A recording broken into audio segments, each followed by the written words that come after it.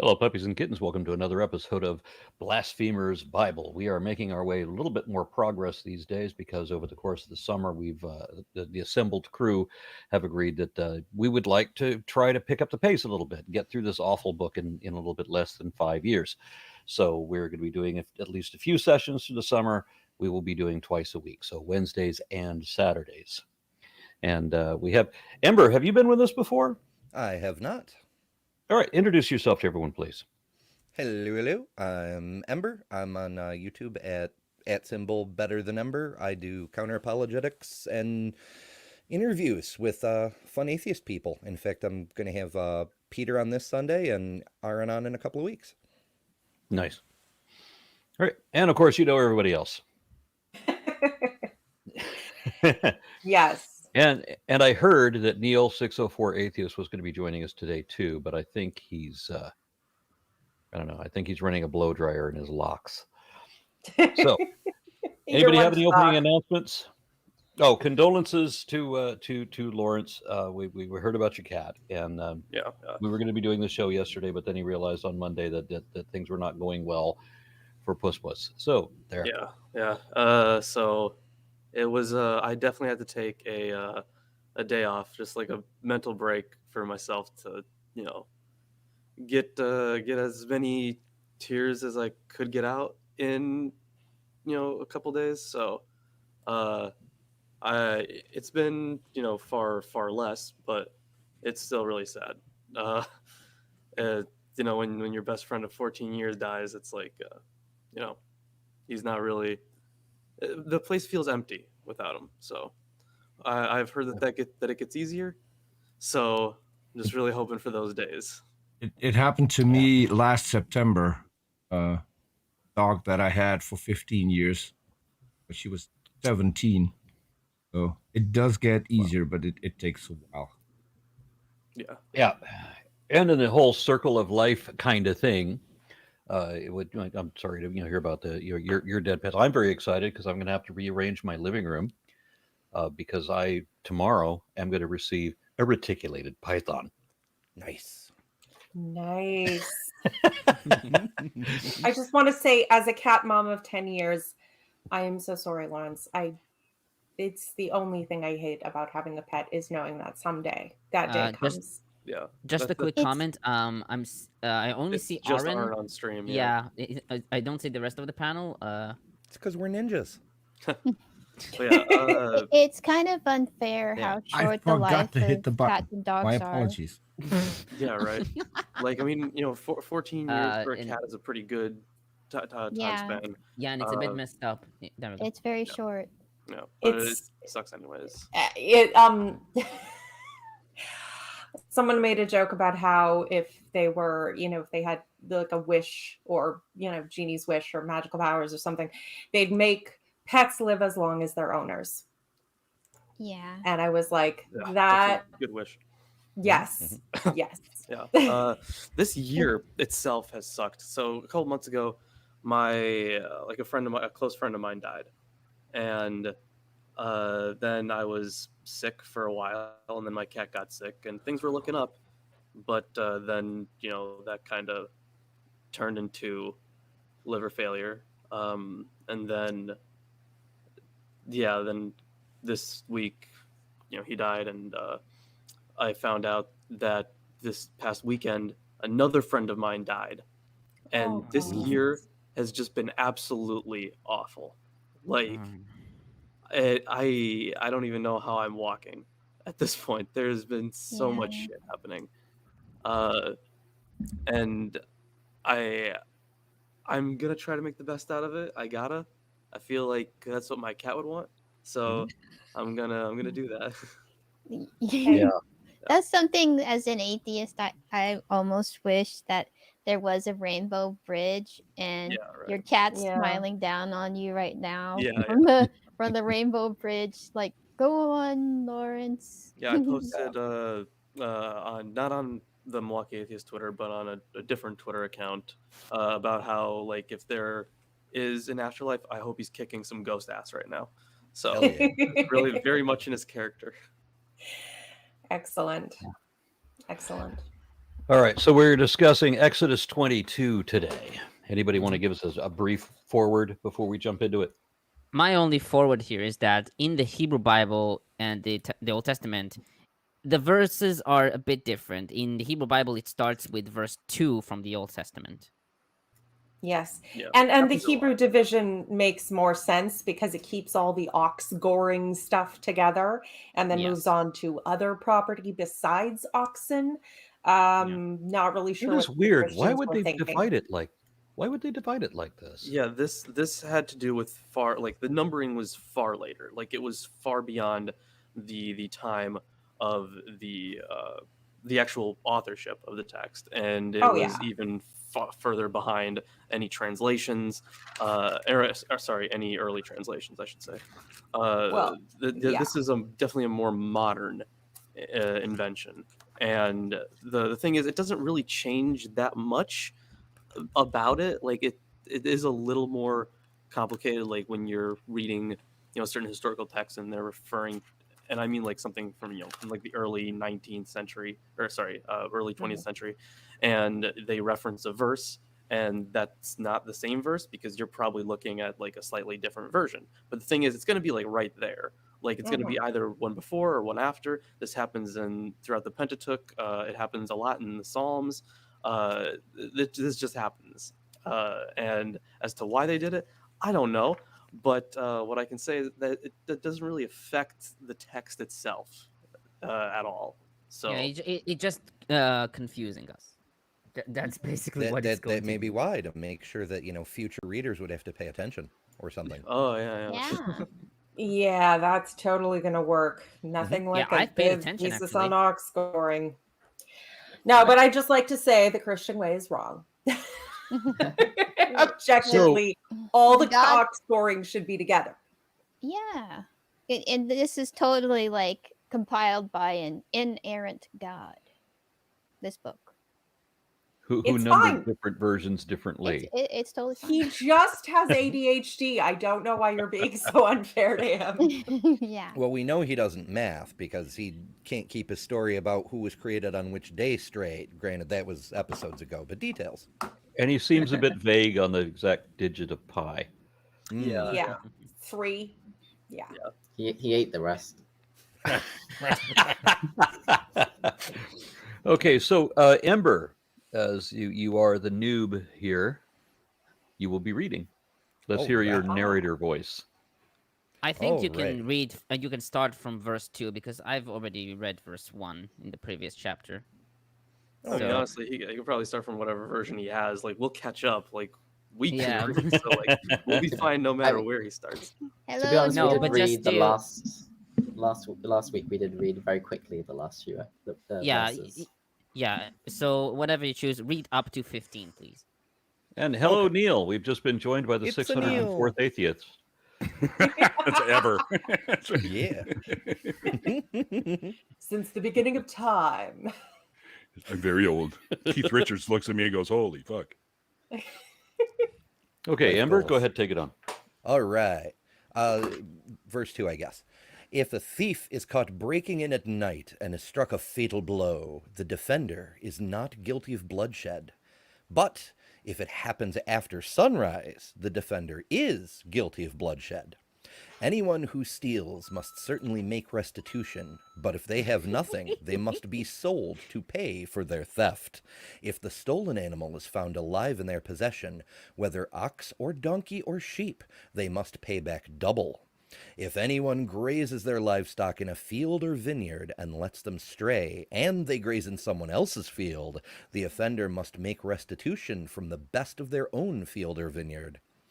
If a fire breaks out and spreads into thorn bushes so that it burns shocks of grain or standing grain or the whole field, the one who started the fire must make restitution.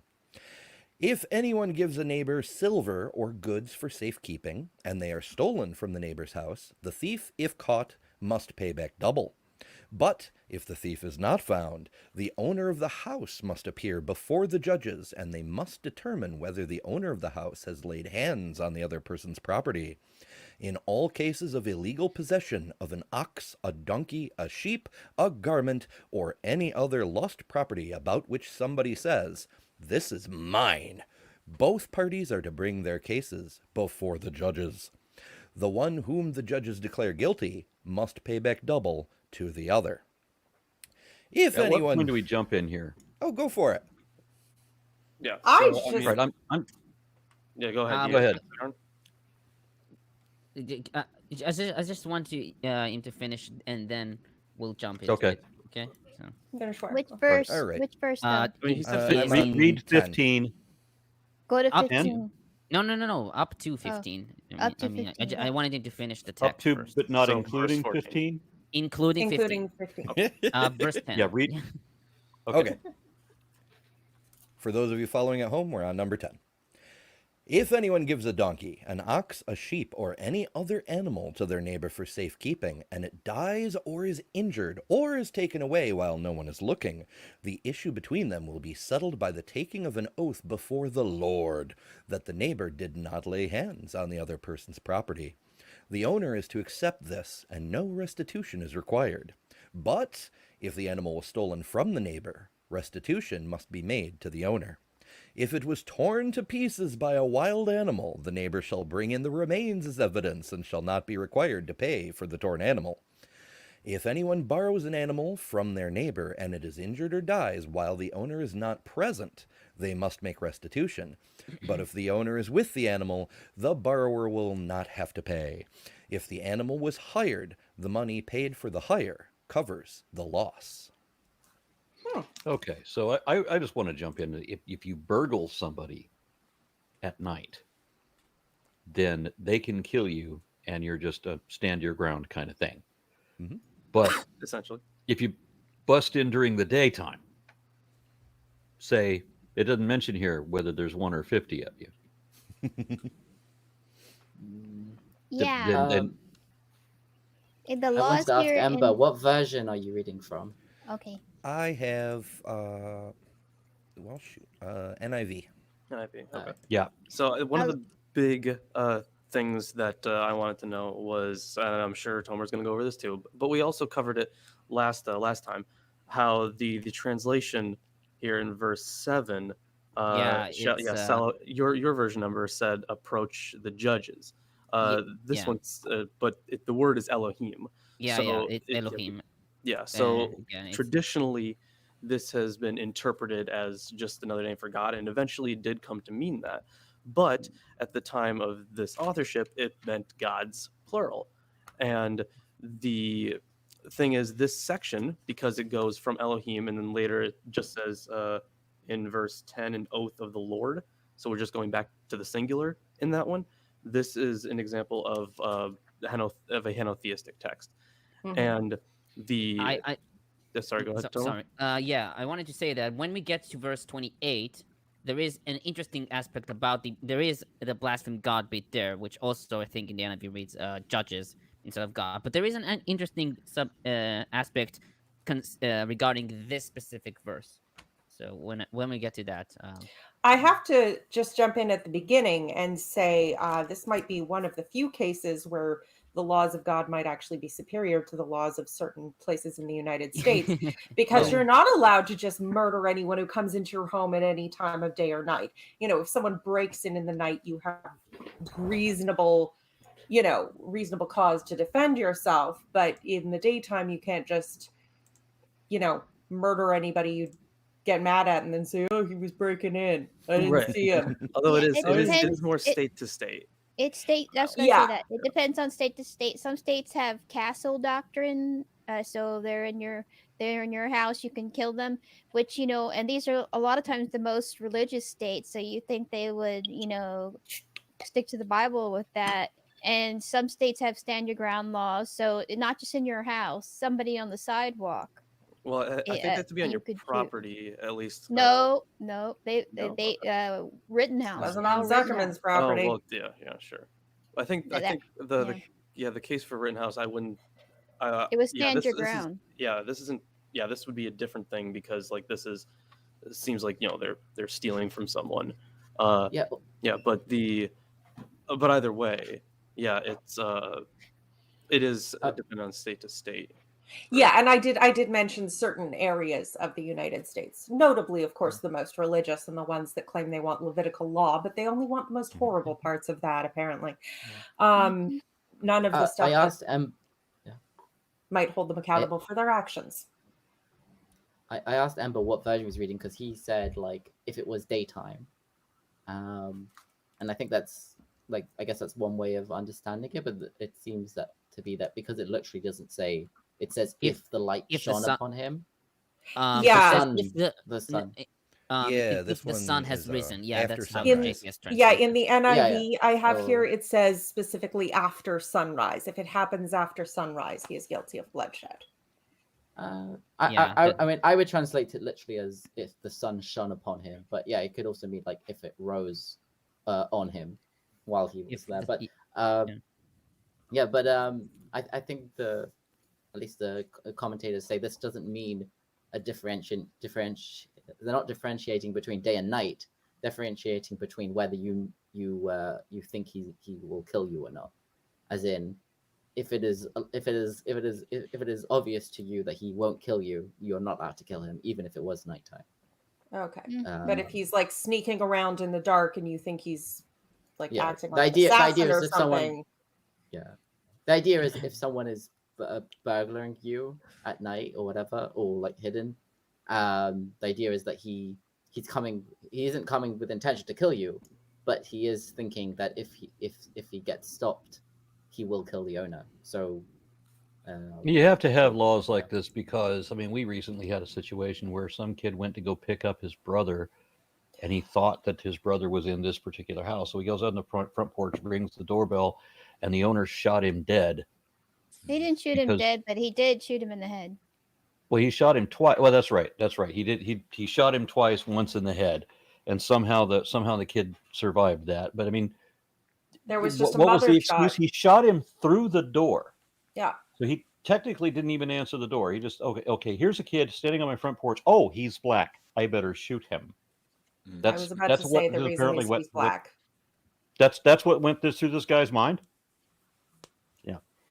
So I can understand having to make laws like. It wouldn't be a kosher kill, huh? No. It's even more crazy in the context of that. Bleed out. Say Sorry.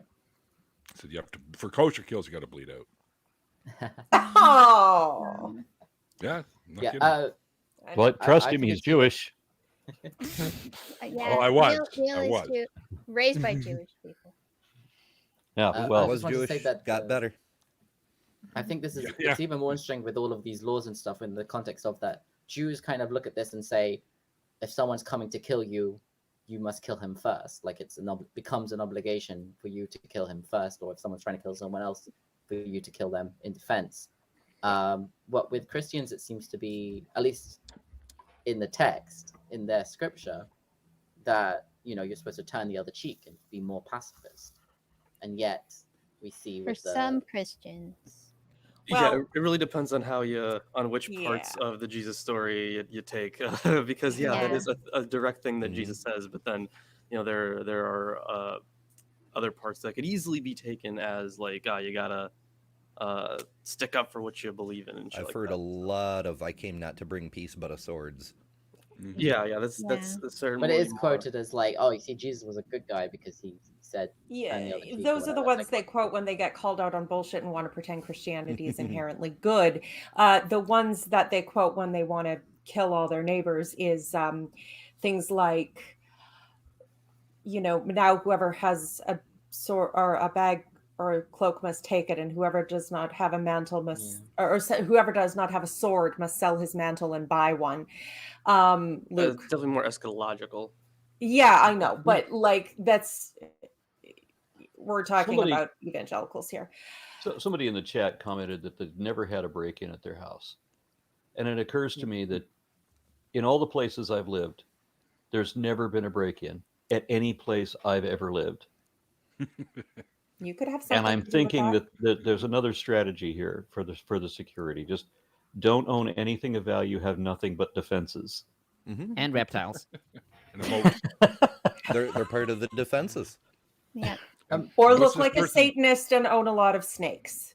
I do have a devil's head on my front door. My family is it effective in keeping away like witnesses and LDS folks and such? I would imagine so.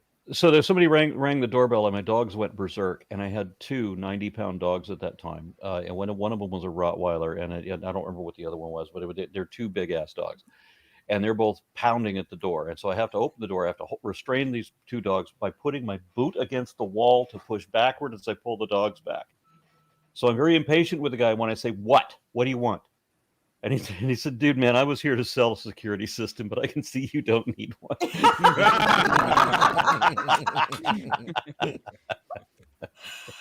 Oh, Okay. You could have sold these skirts to keep them in. My family at one point had a license plate with 666 on it because my dad was a nerd and loved to thumb his nose at superstition, even though he was also a Christian. And I always maintained that this was an excellent anti-theft device because most criminals are stupid. Stupid people are superstitious, and superstitious people think that God might forgive them, but no, the devil sure as fuck won't. So, they're more scared of Satan. All right, who's reading now? No, Let's hear the line. I haven't started my commentary. Yeah, etc., etc. Okay, verse 2, caught breaking in at night. In Hebrew Bible, it reads b'machteret, and it is used in Jeremiah 2:34 as well. Verbs of the stem chet tafresh are also found in Ezekiel 8:8, Job 24:16, and Amos 9:2. The stem is like the stem chet pei resh, to dig, and so JPS renders while tunneling, i.e. under a wall for housebreaking. Modern Hebrew for machteret is underground or resistance movement. And in verses 2 to 3, Hammurabi 21 reads, if anyone break a hole into a house, i.e. break in to steal, he shall be put to death before that hole and be buried in it. Yeah. So the association here is with the tunneling aspect. So we're talking like Bugs Bunny and the Tasmanian devil burrowing under into the bank kind of a scenario. Essentially, yeah, that is. Okay, all right. Yeah. Well, that's a level of commitment to crime that I think we can definitely guess what side of things you're on. Yeah, which would make if the sun rises upon him make a little bit more sense, like as in like you can see him out of the hole, I guess. I just have an image of Bugs Bunny now. He comes out of his burrow and he goes Miami Beach, and he's not in not at Miami Beach. He's in a desert, so he's running and running and running looking for the water, and he never gets there. I knew I should have taken that left at Albuquerque. Yeah. Okay, verse 4, Hammurabi 8 reads, if anyone steal cattle or sheep or an ass or a pig or a goat, if it belongs to a god or to the court, the thief shall pay 30-fold therefor. If they belonged to a freed man of the king, he shall pay 10-fold. If the thief has nothing with which to pay, he shall be put to death. So always carry cash. Yes. Because the Israeli guards do not take American Express. Oh no!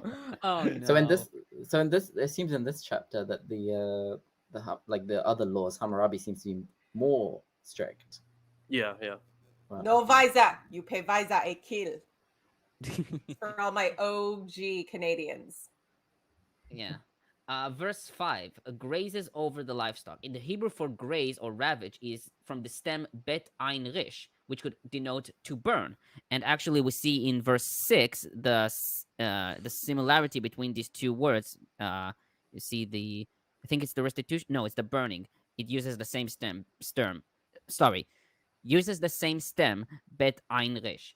The reading of be'er, to graze, also appears in Isaiah 5:5. Similarly, the word for livestock is be'iro, and is also seen in Genesis 45:17.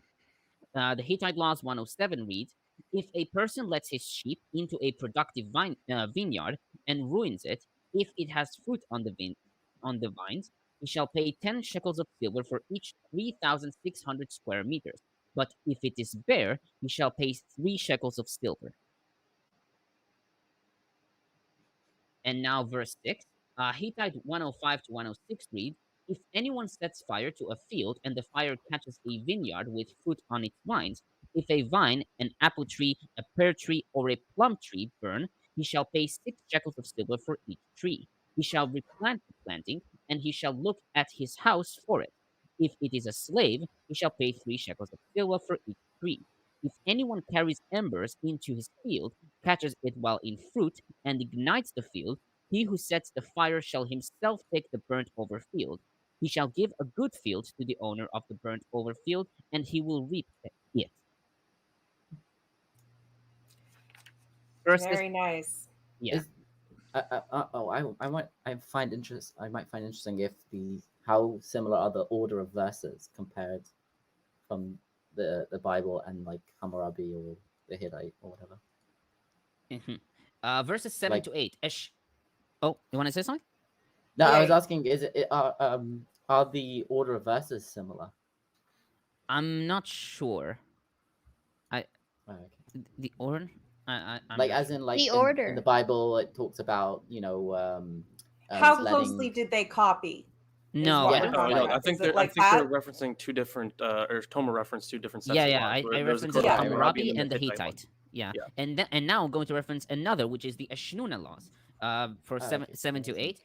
Ashnuna 36 just to 30. a second, Tomer. Sure. Sorry.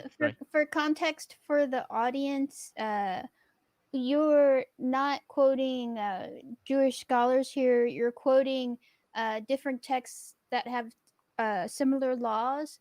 Are these other texts older? These are ancient Near Eastern laws. So you have the Code of Hammurabi, you have the Hittite laws, the Ashnuna laws, Middle Assyrian laws, and I mentioned previously Lipit Ishtar as well. So ones that it's reasonable to assume came up in the same time and area or before and influenced these. Are the Hammurabi ones older? They could have influenced it, but I think they were written way before. They were. Yeah. Way before. Yeah. Like Code of Hammurabi would have been like 1,500 years before this. Yes. Hittite laws a little bit after that. So. Yes. 1,500 years before this. Yep. So when was this written? This was a round number would be like around. I was rounding, but it is around like 600 BCE, around there. Of course, because believers are trained that this was supposed to pertain to like 1,200 to 1,500 BC. Yeah, no, that has not been. Like the thing is, even like the only people that would hold to that view are again like the most conservative scholars, and they are becoming less and less frequent. Well, because there's no scholarship to justify it, they just signed away their right to think and agreed that they would agree with what the code said because we have a doctrine and the doctrine can't be wrong. So therefore, obviously, this happened originally. Right. I mean, even then, like it would have been after that stuff. So even if you date this stuff to 1500 BCE, it's the Code of Hammurabi is still older than that. So definitely. No, I mean, some parts of this could have been pre-existing to a degree, but it's still. Yeah, but even then, like the thing is, you wouldn't like expect the laws to be that different because like even our laws here in the States were at least they were partially based on the laws from England, right? Mm-hmm. Like because it's not, none of these things exist in a vacuum. There has to be this evolution of traditions over time, and this is just a snapshot of that evolution. I have a comment here from Anton Gomez who says, question, even though this is the word of God, these legislations are just the old covenant, right?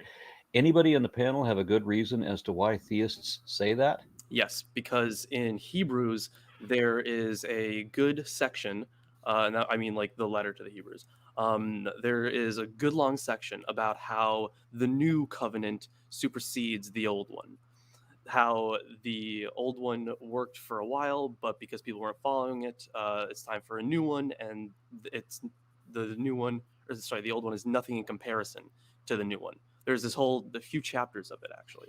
So that is why. Basically, as in early Christianity, there were various sects, but there was the first biggest division was between whether Christians had to be Jews and keep all of the Jewish law, and whether Christians could just convert to loving Jesus and not have to become a Jew and change their entire diet and way of living circumcise themselves. Circumcise. So basically, ultimately, there's a lot of theological justifications behind it about how Jesus is the new covenant, how it's for all the world, how it's meant to open up the faith beyond this narrow little, environment. But in reality, it was a marketing campaign, and the version that didn't make you cut your dick up was more viable on the open market. Shock and surprise. Yeah, not just that, but the fact that they freed up the afterlife for everybody. They democratized the religion, so it was made accessible in a way. Mm-hmm. And then Matt White says, Tomer, any mention of game laws, as in this bird is on my land / fish is in my stretch of river, therefore belongs to me? No, the Book of the Covenant doesn't talk about any game laws. I don't think the Bible talks about hunting laws. No. It does. There's a generally. section on catching birds and their young, whether eggs or small fowl. You're allowed to take the mother, Okay, so but not the young and the mother. You can take one or the You'll other. scare basically. away the okay, mother. so that's maybe later on then, It and is. when we'll Yeah. get to that, yeah, maybe I'll see. But in Yeah, I don't the think Book of they the had Covenant an doesn't talk issue about with this. private land with this river belongs to me as much. That's probably more of a later development. Eh, Um, perhaps. Could be. Okay, verses you had 7 the to 8. wild, and then you had fields. Sorry. You didn't have like this land is Yeah. Wild owned by were this private considered- person, and therefore all the property, Yeah. all the animals in it belong to them. Also, the gleaning laws would support the idea that you could, shoot a partridge on anybody's land, but not necessarily take their chickens, if that makes sense. Okay, verses 7 to 8. Eshnuna 36 to 37 reads, if a man gave his goods for a deposit, and the house not having been broken into, the threshold not having been scraped off, the windows not having been torn out, he caused the goods of the deposit which he had given to him to be lost. His goods he shall replace. If the house of the man was plundered, and with the goods of the deposit which he had given to him, the owner of the house shall, in the house of Tishbak, swear to him by God, together with thy goods, my goods were lost. I have not done evil and fraud. He shall swear to him, and nothing upon him he shall leave. He shall have. Yeah, I actually wanted to give like a little intro to this whole section where it talks about, giving money to your neighbor, blah blah. More or less, if you look at like the Talmud or whatever, it identifies 4 different types of custodians or whatever. More or less, you've got like a paid custodian, an unpaid custodian, a lender, and a borrower. Sorry, a borrower and a renter. So more or less, it's saying there are different types of situations where someone might have different responsibilities on someone else's property. If I give you something and told you, please look after this for me, I'm expecting certain responsibilities from you. If I pay you to do it, there's more responsibility. If you borrow something from me, there's more responsibility, or in a different way. And if you pay me to rent something from me, there's also different responsibilities. And it's just kind of goes through the difference between these 4, and it's very legalistic. And I don't know if there is, Tomer, if you found like a parallel in the other law books. I don't think so. Specifically about these 4 types of. Maybe there are, and I didn't really. I just looked at the comparison between the verses, but yeah, but that's kind of this. There's a whole bunch of verses here, and more or less what it's saying is like, if you give something to someone to look after for free, then if somebody steals it from them, it's not their problem. But if they paid for it, then they have to look after it better. Yeah, yeah, that's it. Tomer, did you complete your commentary? No. I have Okay. I have two more. Verses 9 to 13. Hammurabi 265 to 267 reads, "If a herdsman to whose care cattle or sheep have been entrusted, if the animal be killed in the stable by God, i.e., an accident, or if a lion kills it, the herdsman shall declare his innocence before God, and the owner bears the accident in the stable. If the herdsman overlooks something and an accident happens in the stable, then the herdsman is at fault for the accident which he has caused in the stable, and he must compensate the owner for the cattle or sheep." And so if the cow just has a heart attack, not your fault, but there's recognition of capacity for negligence. This all seems pretty sensible. And verses 14 to 15 is similar to Hammurabi 244 to 249. Sarna summarizes, "Hammurabi absolves the hirer if a rented ox or ass is killed by a lion in the open, but he requires full restitution if the death of the animal was caused by negligence or maltreatment. A tariff of payments for various types of injuries is also included." And that's it for this part. I mean, one of the big differences between these laws and like modern common law and stuff is this whole thing with the swearing. We don't think that if someone swears by God or whatever, that this somehow makes like this is good enough, like this is considered evidence. But in this, it is. Yeah, I was going to mention that because let's take a look at the difference between the section where it says gods and the section where it just says the oath of the Lord, right? So in the first one where it says gods, it's an oath of denial. The owner of the house has to go up and deny that he did, or say that he did not do something. That's an oath of denial. They are very prominent in the ancient world. For example, there are the negative confessions in the Book of the Dead. There are in Greece, these were very common.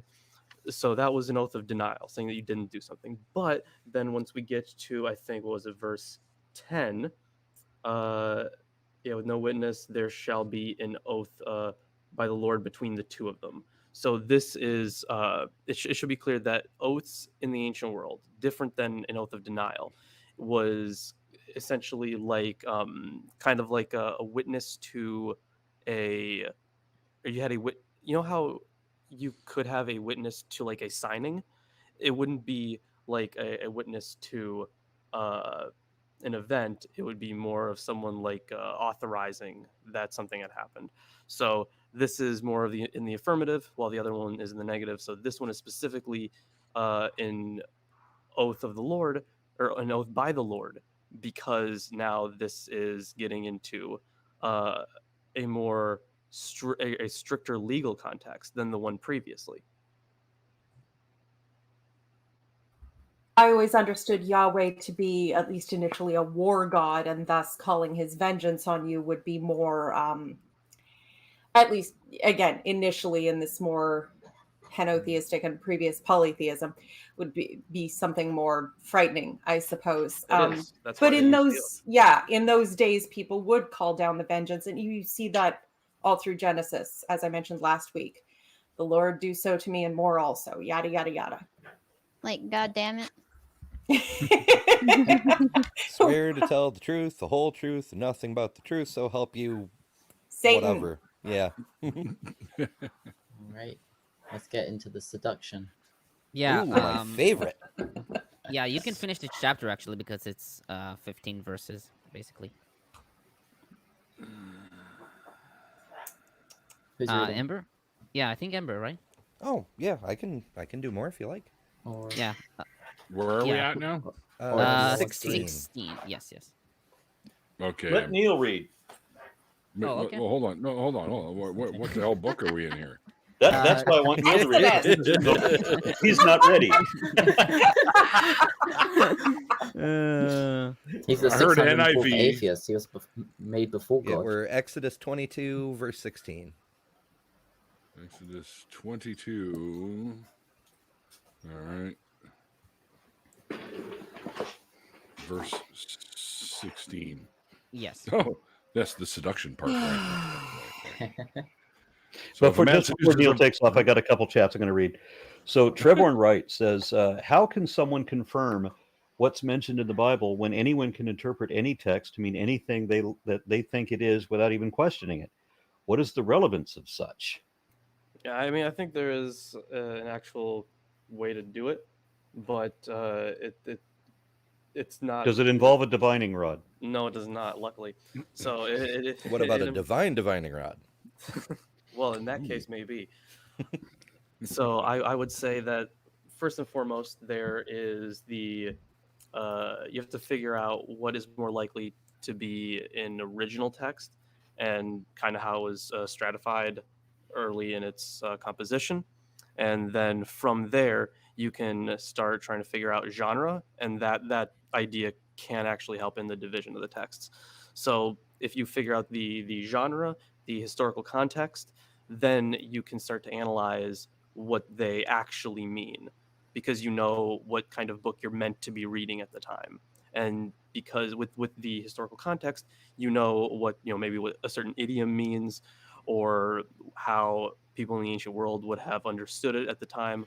So there's a lot that goes into it, but there is, I think, a way of understanding it. But funny thing here, and I think on the last video there was a comment that said that don't listen to these rascally skeptics, meaning us. Use scripture to interpret scripture. Oh God, that's an Yep. evangelical How buzz dare phrase, they do that? Yeah. which is nonsense, because these are people who are devoted to keeping others ignorant of elements of scripture. People, unfortunately, to speak ill of the absent, like P-Town, who say that we should just allow the interpretation to come from the text itself, and called the years of research that all of us collectively have done on the topic as assumptions, which it's no, the opposite of that. But the truth of the matter is, all theological interpretations have a history to them, and people have, recognized or not, a deep devotion to this one lineage of interpretations that they were introduced to Christianity through, which is why they don't understand how other Christians can see the same text differently in so many circumstances. It has not nothing, but far less than it should to do with what the text actually says. Yeah, because the initial thing that a lot of modern day Christians are missing is, how would they expect, growing up in the modern world, that their first reading of a text would be just the right one? Like, it shouldn't be, because this is a very old collection of books. You need to understand them in their historical context. They cannot be removed from it. In fact, kind of what you were talking about, Lilith, about how people read these things differently. There's a book that I would like to recommend. So I've probably already recommended it, but it's called The Bible With and Without Jesus: How Jews and Christians Read the Same Stories Differently. So this is by Amy Jill Levine and Mark V. Bretler. It's a very good book about, it takes, a few things, not all of them, but it takes a few topics and notes how the interpretation is different between Jews and Christians, and why it's different. So this is a great read. Highly suggested. It's not like super dense stuff. It's a very digestible scholarship. So that's awesome. You know what I love about my job, if we can call it that. I mean, I was I just did a series of interviews with Erica Gutsick Gibbon, and she's sitting there on camera, and while she's talking, she'll reach behind her and grab a random skull from a collection of skulls, because we're talking about all of these different things, and she just has all of them right there. And if any book title comes up that's relevant to the discussion, she'll reach off camera. She doesn't even lean. She just reaches off camera and produces the book that I brought up that she didn't know was coming. She just has it right there. And Lorence, she has all the books.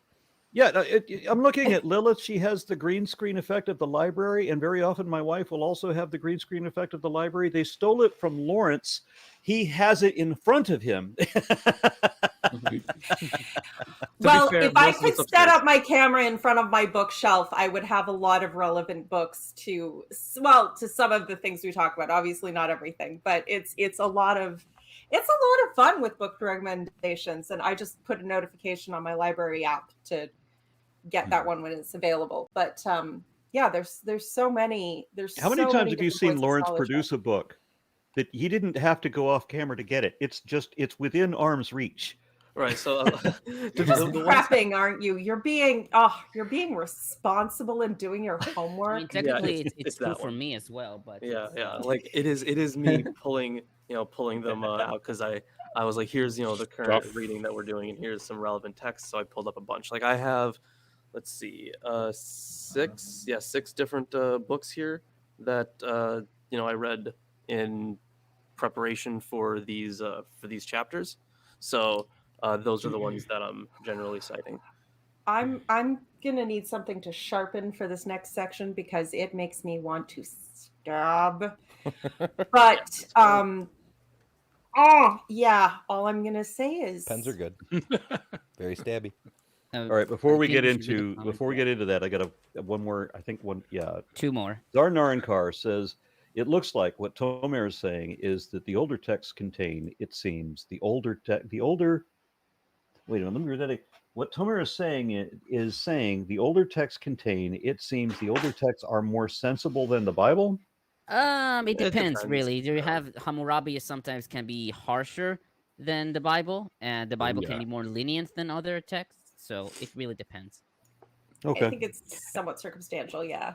And then Eric wondered, like, what's sensible? Like, a harsher punishment could deter more crime, so that might be more sensible from that angle. You know, it's really funny. There's so in right after the revolt of Mytilene against Athens, one of the ideas, what should we do with these people who revolted against Athens? One of the ideas that was floating around was, well, kill them all, because if you kill them all, that'll deter people from committing this crime against the nation again. But someone who was on the side of Mytilene, I guess, as their essentially what would amount to a defense lawyer, but they didn't. It wasn't the same back then. But he essentially argued, well, listen, we have pretty harsh punishments. They have not deterred anybody from doing any of this. So what makes you think that continuing it will deter people? So he actually successfully argued for the survival of basically an entire city. They didn't kill everybody because this one guy made a good defense in court. And that's the only time in history that lawyers have done some good. Patron saint. So Eric Wander says, verse 21 says, do not mistreat or oppress a foreigner, for you were foreigners in Egypt. Yeah, the Israelites didn't care about that one. Leviticus 25:44-46, slaves from other nations. It's almost as if these things were written at different times by different people. Oh my God, you're right. It's And almost then Matt like White they threw in one good bit to justify all the horrible bits before and after that verse. And then Matt White throws in, with all these additions, it's like the Bible keeps evolving, #irony. Okay, now, Neil. Let's hear your narrator voice. My narrator voice. Okay. By the way, I have books within reach too. By the way, that's a good narrator voice. I read that one. Very underwhelming. I don't know who. I know, right? I know. Oh, sometimes when I have insomnia. Oh no! I'm kidding. If you have that problem, join our Book of Mormon. Aren't you on the Book of Ether? Oh no! Hey, that's my favorite Sunday show. Thank you very much. So we're in Exodus 22, the NIV version, social responsibility. Well, it doesn't have to be NIV. You can read whatever version you want. Yeah, whatever. It's the one I pulled up. Yeah. Everyone's like, oh, we're doing NIV. Which is the most pornographic. I like Milwaukee Atheists on Sunday. Just saying. All right. I just call it the new idiotic version. So. Yeah, from 16, and you can finish this chapter. Sure. Verse 16: if a man seduces a virgin who is not pledged to be married and sleeps with her, he must pay the bride price, and she shall be his wife. So verse 17 says, if her father absolutely refuses to give her to him, he must still pay the bride price for virgins. So is there different prices for brides if they're virgin Yes. or non-virgin? The fact that there is a price for Right. women, Yeah. period. Again, I'm sorry that I'm interrupting, but please finish the text and then we'll commentate. Please. Okay. All right. Sorry. All right. Do not allow a sorceress to live. Thou shalt not suffer a witch to live.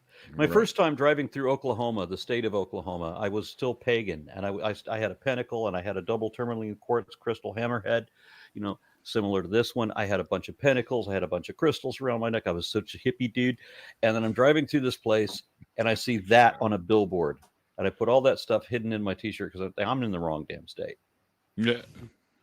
All right. So 19 says anyone who has sexual relations with an animal is to be put to death. Whoever sacrifices to any god other than the Lord must be destroyed. 21 is do not mistreat or oppress a foreigner. If you were foreigners in Egypt, for you were foreigners in Egypt, do not take advantage of the widow or the fatherless. If you do, and they cry out to me, I will certainly hear their cry.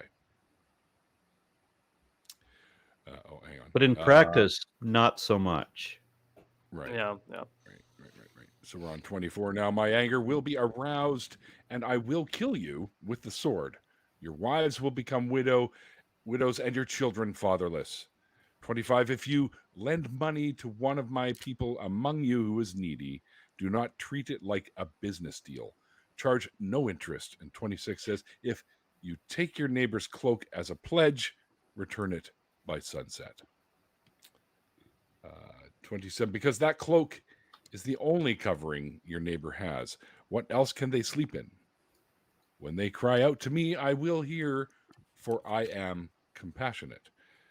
28 is do not blaspheme God or curse the ruler of your people. Do not hold back offerings from your granaries or your vats. You must give me the firstborn of your sons. And 30, finally, do the same with your cattle and your sheep. Let them stay with their mothers for 7 days, but give them to me on the 8th day. We now have 8-day weeks, apparently. You are to be my holy people. Do not eat the meat of an animal torn by wild beasts. Throw it to the dogs. Yeah, this Okay. entire section. Go ahead, Lilith. Oh, I was just going to say, I forgot, this is not the section that makes me super stabby, although the first verse here, again, we should make a note. I'm going to need a whole nother thing of sticky tabs.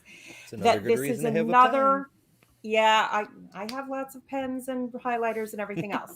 But specifically, we are going to be seeing a different version of this law later that is, in fact, worse, where the woman who is seduced or raped, because frankly her consent doesn't matter at all, gets half the bride price and is forced to marry her seducer or rapist. And I do understand that with laws like this, there has been a tradition in certain Middle Eastern areas of kind of playing the law to best advantage, where we'll find a way to make it okay for the young couple who are in love to marry because they were young and stupid, but we'll work around it. But sometimes not. And when we get into more detail, I'm going to be drunk that episode. I'm just... That's a good choice. Fair enough. Very smart. Yeah.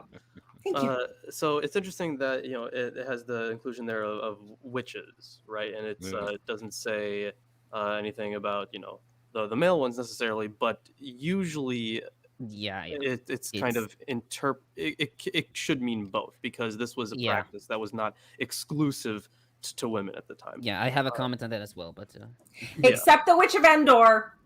Well, I mean, yeah, the Witch of Endor. Because reasons. It's not really a witch, but again, we'll because when the king does it, it's not a crime. Yeah, but it's not really She's a witch. It doesn't say it doesn't say mechashifa. She's called a necromancer. Resurrects the dead. Yeah, but in the Bible, there are different types of like wizardry. I've played a lot of video games, and necromancy. Wait, Lilith. Let Tomir finish. You're right. Again, in the Bible, there are different types of magic, quote unquote. So you have all these different types. And Khashifa, I don't think it's similar to what the which event there was, which is Ba'alat Ov, which is raising the dead or raising ghosts as well. I'm not really sure. No. Maybe when I'll get to I think Deuteronomy expands on this more about these laws. So maybe when I'll get to there, We I'm just call these saying- people today. If we're not talking about raising the dead, if we're talking about consulting the dead, we call them Yes, yes. mediums. They're a medium between the Mediums. dead and the living. She wasn't Well, even I a was medium. just- She straight up the one at Endor Conjured somebody, that being Samuel, Oh. from Yeah. the grave, and it literally calls Yes, him yes. Elohim, by the way. And it says That's he where- came up as well. Yes. Yeah, exactly. his Was- his he spirit was came under, up. He was underground. Mhm. He was supposed to be a Honestly, good person. I'm Well, just saying, Where's in your every where's your video game heaven? I've played, in every video game I've played, necromancy has been a magic skill. I'm just saying. Yeah. Right, in our modern context, but yeah, magic in the ancient world was much more. It was a different thing, and it went. Yeah, through there were certain different evolutions. categories to each thing. Yeah, it was. Yeah, the Jewish view on magic and witches and stuff is interesting because it has this like one verse where it's like you shall not allow a sorceress to live, and then there's, as you say, like stories where it seems magical witches or whatever, and no one seems to get killed in any of these stories. And then you go to like later texts and stuff like the Talmud where they're like, yeah, our wives are all doing magic, like that's normal. It's such most women do magic, and But- that's why it says Just Yeah. so you know, the impact of this verse responsible for lots of innocent people being burned at the stake. that is true. And hanged and killed Even in various today- other ways. And even today, some of the In Christian Africa. missionaries have brought this to places where even like albino children are burned because they think they're witches. And it's Yeah, I it's wonder how the fascinating panel. I wonder how the panel deals with like the Christians who say that they don't believe in magic, yet they believe in blessings and curses and necromancy. Yeah. And Jewish scholarship admits that Adam was created as a golem spell. Mhm. How do you explain to Christians So- what magic is when they say they don't believe in it, but they believe in all of these magical things? The difference is the source. So if it is a divine source, it is distinct from magic. This would be a kind of magic that is aside from a divine source, which is what makes it bad magic. So Oh, well, see, I used to say that the only difference between what a god does and what magic is when a god does magic, it's called a miracle. Basically. Sure, yeah, Yeah, that pretty is yes, but like also if you're talking about like curses and blessings, for example, that is something that you and I would call magic, but because the definition of magic is it's pretty vague, honestly, depending on if you want to qualify as source or not, then it could easily be interpreted as, well, those are just divine acts, those are just divine capabilities, there's nothing that is magical about it. And It's supernatural. It's It is. magical. it is super. I agree with you, but I am letting you know how it is differentiated within Yes. theology. Yeah, I Well, think as you pointed out, Lawrence, in those days there was a very different idea of magic, and natural forces were not well understood, but they were personified. So, fucking magnets would count as a form of magic. How do they because- work? Fucking Right. magnets. How do they work? Exactly. That would totally be a form of natural magic. In a society that had no, scientific studies, and were primarily just focused on survival, and then building up their own miniature version of empire. So that's unfortunately, though, unless someone can be very clear about what is meant by a sorceress in this context, it's still going to be super hypocritical because half of the law is blood magic. We'll get there in Leviticus. Yeah, I look forward to learning more about witches and the witch hunts next semester when I take a course on it. Awesome. It's always a fun time. that seemed to develop like a Yeah. difference between like natural remedies and like almost like the like witchy magic as opposed to like learned sorcery. It seemed to be like less bad or something like that. which is It's- Okay, I've got a strange. couple more comments to read. Yeah. Charlie Melanie says, of all the laws Christians try pushing, why is it never the charge no interest to the needy? We college students could use more forgiving debts. I'd like to comment on this, and since we have 3 or 4 Jewish people on the panel right now, I mean, as I understand it, there was a translation of the Bible that was supposed to be that you don't charge interest on loans to fellow Jews. Yeah, usury. Yeah. I don't know. It's a I don't know preference what system. It's a preference system. You're not allowed to charge usury to a Jewish person. You're allowed to charge usury to a non-Jewish person. If a Jewish person and a non-Jewish person want to borrow money from you, even if the non-Jewish person wants to give you, will pay interest, you have to you have to give preference to the Jewish person first, even though you won't make any money out of it. If a poor person and a rich person want to borrow from you, the poor person gets preference. That's kind of what it's saying. Okay. And then one more before we jump into the reading again. Zarnaran Kar. Well, we're not doing. Well, yeah, we are. Zarnaran Kar says, "Why are widows and fatherless considered the same in that verse? Is there any further explanation for that? It just seems like an interesting thing to have equated, and I wonder why." Well, I think I Both have. of them are equated.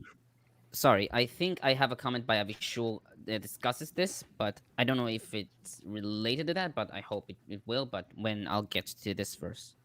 If someone's a widow, their children are fatherless, right? Yeah, it's in reference to the Lord striking down with the sword the person who pissed him off. Well, the reference is mostly that these were viewed as the most helpless people in society. Yeah, vulnerable. Thank you. That was the word I'm looking for. The most vulnerable people in society. Throughout all of biblical literature, there are references to protecting widows and orphans, and they're always viewed together, nearly 100% of the time. So this is a literary motif about helping the vulnerable. Mm-hmm. Yeah, the Bible doesn't believe in all lives matter. It likes to specify the one. A couple other comments I have in verse 28. It says, "Do not blaspheme God or curse the ruler of your people." So, all these evangelical Christians who say that Biden is a devil-worshipping atheist, which how can you be a devil-worshipping atheist, pedophile, whatever the fuck that they say that Biden is?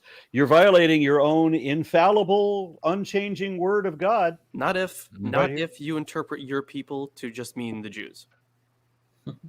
Or just the Republicans. Do Christians interpret? Do American Christians interpret this to mean the Jews? Well, I mean, they might. I don't know. Because the people I'm talking about kind of hate Jews, kind of famously. Sure. Yeah, no, but they love Israelis because they need them to start off the apocalypse. It's yes. Oh, I hate those kind of people. I know. Yeah, that's the Christianity. They don't love Israelis. They just love the idea. They love the idea. of because Jews it's going to Israel yeah, and living but there. that's because that's they the support Jesus them as the thing. rope supports I the hate hanging man. I hate this kind of people. I know. And here's a controversial one, because I mentioned that in an upcoming chapter we're going to hear about giving sacrificing your children, and this line, maybe verse 29. Yeah, you must give me the firstborn of your sons. Again, this is it's between two unrelated things. I will get to that. I will get to that. But it's from what I've read, the sources I've read, it doesn't talk about human sacrifice. It's definitely not human sacrifice. Yeah, but wait. Okay, go on, everybody. I'll shut up. We're gonna have to get some more detail. I want to hear everybody in turn. Yeah, because Tomer, finish your statement one at a time. Yeah. There is a whole prop has an entire section, like several pages, dedicated to this part about is it referencing human sacrifices. And I think it comes to the conclusion that any evidence regarding human sacrifice, Israelite doing human sacrifice, is circumstantial, and this does not talk about human sacrifice. Yet they had to dedicate a whole part to explaining that it doesn't imply what it certainly seems to imply. What else could it mean?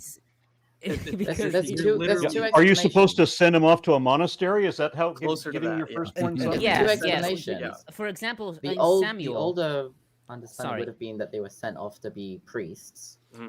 Because all of your firstborn sons? Yes, before the priestly class was devised, it would have been the firstborns, and then later. So how does everybody in every household becoming a priest work for the economy. And Oh, it immediately so says the after, firstborn do the sons. same with your cattle and your sheep. Are they supposed to be priests too? No, No, the priests get to eat them. Yeah. So they are you'll see this once we get to Leviticus more in depth, but essentially for the priesthood, they are to be supported by the people, and while they are the ones that can do the redeeming for you on your behalf, they can take the sacrifices and give them to God, but a portion of those sacrifices will be left for them, like so they can sustain themselves. And yeah, go ahead. Also, the I'm priests sorry, only do the serve same 2 with your weeks a year. cattle and sheep. Let them stay with their mothers for 7 days, but give them to me on the 8th day. I had That some doesn't sound like other. a priesthood. I had some other verses here too that the skeptics annotated Bible just to expand on whether this is child sacrifice or human sacrifice. It does mention this one, and Leviticus 27, 28, 29. No devoted thing that a man shall devote unto the Lord, for all he hath, both of man and beast, shall be sold or redeemed. Every devoted thing most holy unto God, none devoted, which shall be devoted of men, shall be redeemed, but shall surely be put to death, man and beast. And so the Skeptics Annotated Bible is saying that it does and it doesn't. But which, of course, what we've been studying this whole time is the Bible is composed of different texts that say different things that contradict each other sometimes. And so let's there is another story in the Bible that of course you all know this one. The Jephthah, he sacrificed the first thing to God that greets him, and when he comes back from the Ammonite war, and it was his daughter, and he did sacrifice her, and God sent a famine to David's kingdom for 3 years, and it said, "It is for Saul and his bloody house." To appease God and the famine that was caused by his predecessor Saul, David agreed to have 2 of Saul's sons and 5 of his grandsons killed and hung up onto the Lord. And then God stopped that's human sacrifice. And let me scroll down to the So while bottom. she's looking for that, what I'm getting out of this is that Tomer is reading, and Lorence apparently is reading from scholars who realize, wow, that would be really horrible if it meant human sacrifice. And it does seem to say human sacrifice, but it would be really horrible if it did say that. So it doesn't say that. That's not what it means. So at all. I don't think so at all. If they would, what's the reason? I just told you. Because we both just told you that this is specifically consecrating people for the priesthood. Yeah. Okay. So you just said that they're sending their sheep and goats to the priesthood. Yes. Yeah. And their children. The children become priests. The sheep become mutton. Leviticus says, "Shall surely be put to death." Yes. Man, yeah. Well, it was a really sucky priesthood. When I'll get to Leviticus, I'll see what it. I would like to actually recommend. Okay, I'm gonna scroll up and get that verse for you while Lila's talking. Okay, I just want to say there's a big misunderstanding here, which is that these 2 interpretations of whether they are given to become priests or whether they're what's the word, redeemed. This is an example of where the earlier text or the earlier religion was different from the later ones, and the later ones were trying to fix it together again. The earlier religion would have been. We have the word of a scholar here who could be on the show. Kip Davis. Kip Davis just commented and says, "This is definitely about child sacrifice. Heath Durrell has done the most extensive recent work on this." That's Kip Davis. For anybody who doesn't know, there's a FUD at the end of his name. Yeah, I'm very familiar with Kip Davis. That's interesting, but I was looking him up on Twitter if he wants to join. If he can DM at Gonna Go For It or at GGFI on Twitter, then I can send him the link. Yeah, but I think I'll put him on the mailing list for any future show. I think we've dwelled on this sub. Yeah, right. sure. Can I just sorry. finish what I was saying? Lorence, it's Leviticus 27, 28, and 29. Got that? Okay, go ahead, Isaac. This is, I think, as far as I understand, this is an example of where the later tradition tries to change what it originally meant, and it seems to be that the originally meant that the firstborn would have been given to God and been priests and being the priesthood, and there was no Aaron, from the sons of Aaron or the Levites or whatever priestly class. It would have been firstborns only. And later on, it changed, and in order to say like, oh, God, this older text is actually talking about the new practice, they changed it to mean, oh, they need to be redeemed. That's what it means.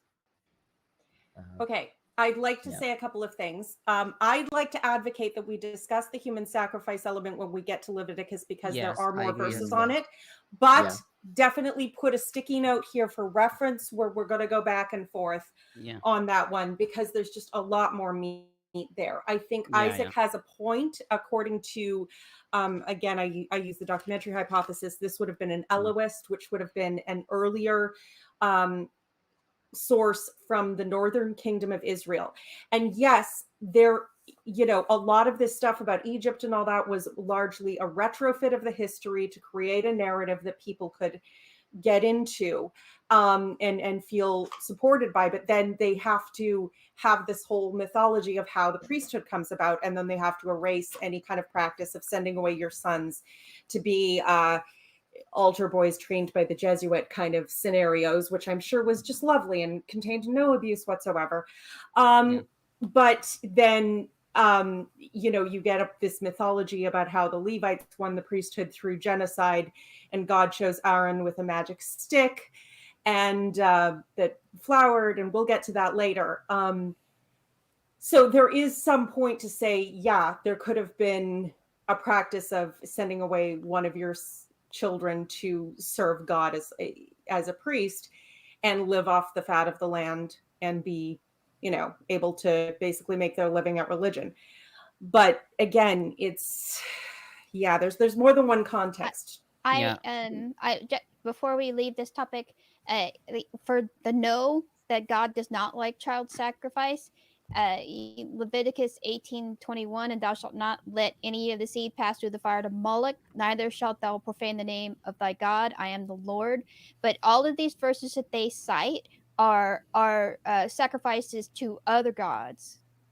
Passing them through the fire, and that was the older practice of that region, was to pass children through the fire to Moloch or Baal. Well, So that's the polemic, but the thing is, my argument isn't that like throughout the whole Bible God is against child sacrifice. My argument is that here I don't think it's about child sacrifice.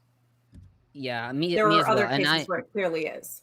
Before I'll read my commentary, I want to say something, that if my position is wrong, then I will admit it's wrong. This is what I've gathered from the sources that I had. But if there are newer sources, as Davis pointed out, that this was published in 2017, as I've read it, then I'm happy to change my mind about this. So, thank you. I'm Davis, happy to this. I'm happy to if Lorence says that something is incorrect, I'm happy to consider that maybe Lorence is right when he says so, because I know he's studied this more. But then it certainly reads it like that to me, and it's not that I'm not going to change my mind about it. I will. But that's the only way I can interpret it now. I would definitely like to read. I'm gonna write the name of what did Kip say? The name of the guy. It's in. You'll have to scroll up in the chat to find it. Yeah. I'm currently looking for that. Child Sacrifice in Ancient Israel. That's the name of the book. And from Google Scholar, it is quietly sourced. 57 citations, so that's nice. Okay. Let me start my commentary. Verse 16 to 17, Middle Assyrian Law 55. So this quote is a bit long, and I don't know if it'll be a bit triggery, but I thought that maybe it'd be of an interest. So, if a man forcibly seizes and rapes a maiden who is residing in her father's house, who is not spoken for, whose womb is not opened, who is not taken in marriage, and against whose father's house there is no outstanding claim, whether the rape occurs within the city or in the countryside, or at night, whether in the main thoroughfare or in a granary or during the city festival, the father of the maiden shall take the wife of the copulator of the maiden and give her over to be raped. He shall not return her to her husband. He shall take her for himself. The father shall give his daughter, she who is the victim of the copulation, to her copulator into marriage. If the copulator has no wife, the copulator shall give triple the silver as the value of the maiden to her father. Her copulatory shall take her in marriage. He shall not reject her. If the father does not desire it so, he shall accept triple silver for the maiden, and he shall give his daughter in marriage to whomever he chooses. Yeah. That's Wait, so fucked up. Yep. So the wife of the rapist is raped as punishment? Yes. That's The man, the There's father two of the wrongs. girl. Two wrongs make a right. Well, and because he's supposed to take her as wife to provide for her that he, raped. And then if, he has a wife, then the father of the girl gets to take his wife. And is this is so it's a wife basically swap. you trade for a younger model by raping other people's daughters. Popular in the 70s, I hear.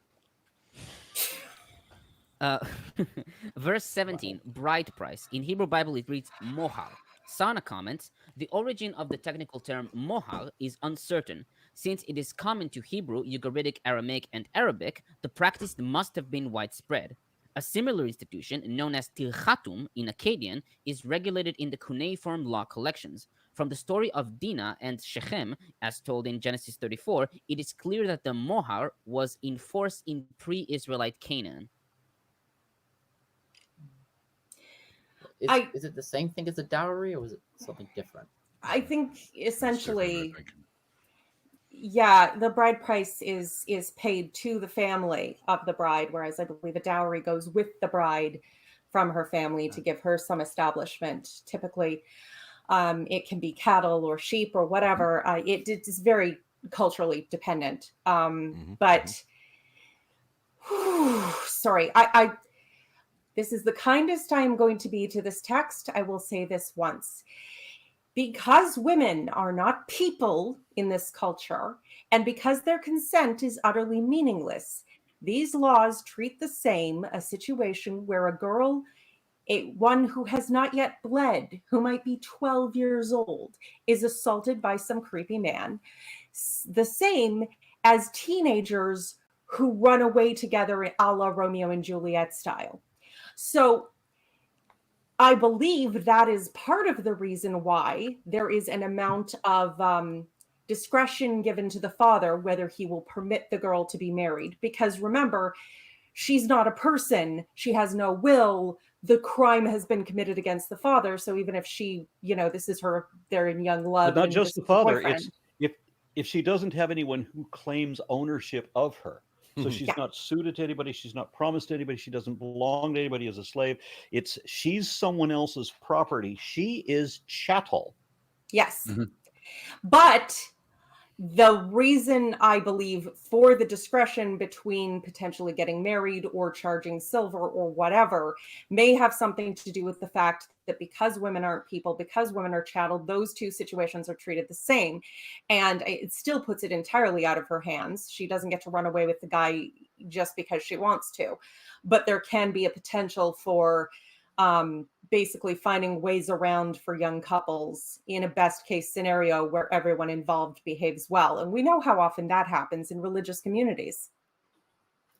Is the only difference between someone who seduces a virgin and someone who rapes one is that the rapist is forced to marry her and the seductress is not forced?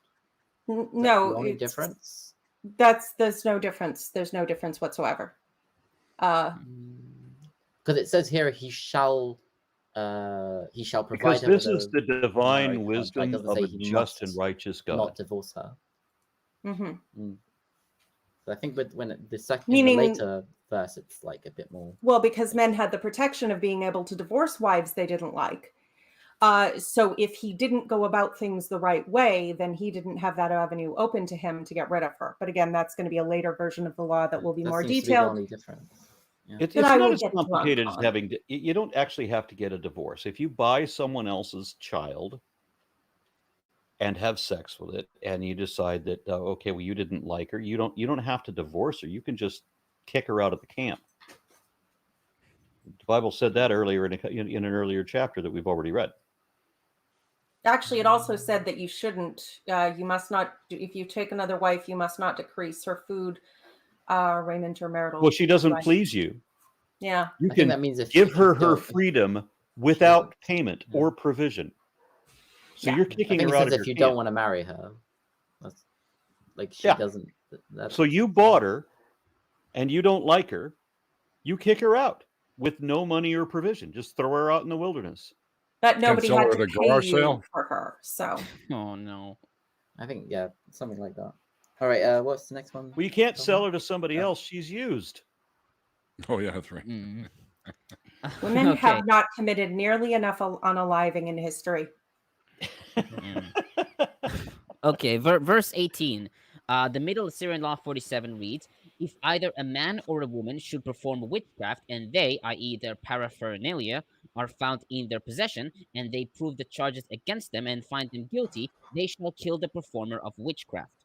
Casuto writes, the sorceress only is mentioned here, and not the sorcerer, because women were particularly associated with magical practices, and the Bible speaks of things as they are. But there can be no doubt that the Torah does not intend to differentiate between man and woman in this regard. Yeah, I'm familiar with that one because when I lived in Arizona back in the 90s, you could go to prison just for possession of paraphernalia. Verse 19. So, okay, first off, I have to quote Casuto. Casuto writes, these despicable practices were sometimes connected with magic, and there are many references to them in pagan mythology. In Ugaritic poetry, it is narrated that Baal had intercourse with a cow in order to be saved magically from the death that awaited him as a result of the devices of Mot, the king of the netherworld. And in the Epic of Gilgamesh, there are references to the relations of the goddess Ishtar with various animals. Now, the Hittites. Oh, so that's explaining boy. why these two verses are next to each other. No, but before that. I'm just having flashbacks to the Book of Mormon, and no, don't have sex with a virgin to cure yourself of AIDS. Have sex with a frog. I just want to say that I just want to say real quick that I just dropped about $250 on books on child sacrifice in ancient Israel. Okay. It's an investment. You realize you've just put yourself on a government watch list. Okay. About this verse again. The Hittite laws prohibit having sexual relations with certain types of animals, like cows in 187, sheep 188, pigs and dogs in 199, and is punishable by death. Oh, that goes my evening. Having sexual relations with either a horse or a mule is not an offense. Oh. Well, you know, they are, of course, the sexiest of the life. Right. They're like bronies. They're like Look at the bronies. lines on that And here I thought stallion. they were going to say like a hamster or something. If you're trying to have sex with a horse, the horse is going to regard you as seriously, dude. With that, I have to say, though, at least the horse has a method of defense, because if you are behind a horse doing something of which they do not approve, they have recourse. You might go one way and your balls might go another. Well, maybe that's why it's not a crime, because the horse takes care of it. The punishment is axiomatic.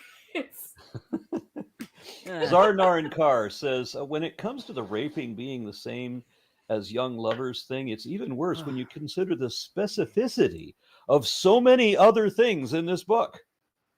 Just blah. Yeah. Yeah, again, There's a lot of women stuff are not missing that people. should be there. And then I drink. And then Anton Gomez says, Muslims claim superiority here because according to Sharia law, you don't do that to women who can be kids, by the way. Do what? I'm not sure what the context was that he was going to, but yeah, the Quran doesn't distinguish young girls from women. Oh yes, Mr. Daniel made a great length to like explain 12 that years old. there's no difference. Yep, and he said himself that his opinion is that you should be able to have sex with children up as young as 7. Oh God. Okay. He's quite the piece of work. Yeah, Islam really, really has no grounds to stand on this, and they make as many excuses as Christian apologists do for the bad things in Christian history, Christian scripture, and it's the exact same playbook. It's the same. The arguments are almost interchangeable, and it's just nauseatingly dishonest. And They also had 1,200 years to develop. Yeah, I want to tell you all that I think it's funny that I often argue on social media with people on Facebook, or whatever, and one of these Christians told me last week that I should read the Bible. Okay. Again? Just in case you haven't checked it out yet. Okay, yeah. I heard the good news. Verse 21 to 27. Abishur writes, the Israelite lawmaker puts the protection of the weak people of society, strangers, widows, orphans, and the poor, at the top of his concerns and demands that everyone treats them with kindness and compassion. These laws are not as short and decisive as the previous law group. Here, the wording is detailed and explained, and the appeal is to the emotion. Such laws and demands were essential for the prophecies of the prophets of Israel, and there was no prophet that didn't rebuke the people and its leaders regarding them. And now verse 28, do not blaspheme God. So in Hebrew, Elohim, and like in Exodus 21:6, some, like the Peshitta, Aramaic translations, and traditional commentators, interpret Elohim as judges. The Septuagint and Vulgate, however, translate to gods in the plural. The Septuagint rendering as probably reflecting the translator's religious environment in Egypt. We also write that the Roman Emperor Julian used the Septuagint rendition in order to repaganize the Roman Empire. Yeah. So you shall not revile the gods, plural, right? Yes. Yep. Hebrew words that end in "eem" is plural. I have to say, but when it comes to Elohim, when it comes to mocking your leaders, Canada actually has a long and proud tradition of that. The satirical news show This Hour Has 22 Minutes has been on for 30 years, and that no vaisa, you pay vaisa, I kill, was a reference to a frequent skit in Air Farce, which was a similar show, more farcical than satirical, obviously. But mocking your leaders actually turns out to have a much healthier effect on your ecosystem, because like a leader who cannot laugh at themselves has a very weak ego. And in Canada, it becomes pretty clear pretty quick if you can't laugh at yourself. Because when a 50-year-old woman dressed as Xena Princess Warrior comes in and gives you kisses with big red lipstick, you're going to find out if you have a sense of humor. Not like that kind of kisses, like, yeah, there you go. Yeah. Yeah. What Neil just said a moment ago about him in Hebrew meaning the plural, I knew that. I didn't know that it was Hebrew necessarily, but I knew that because of this one line that comes to mind whenever I hear this, the Elohim and all of these other things, that assemble the Rohirrim. Gondor calls free. Okay.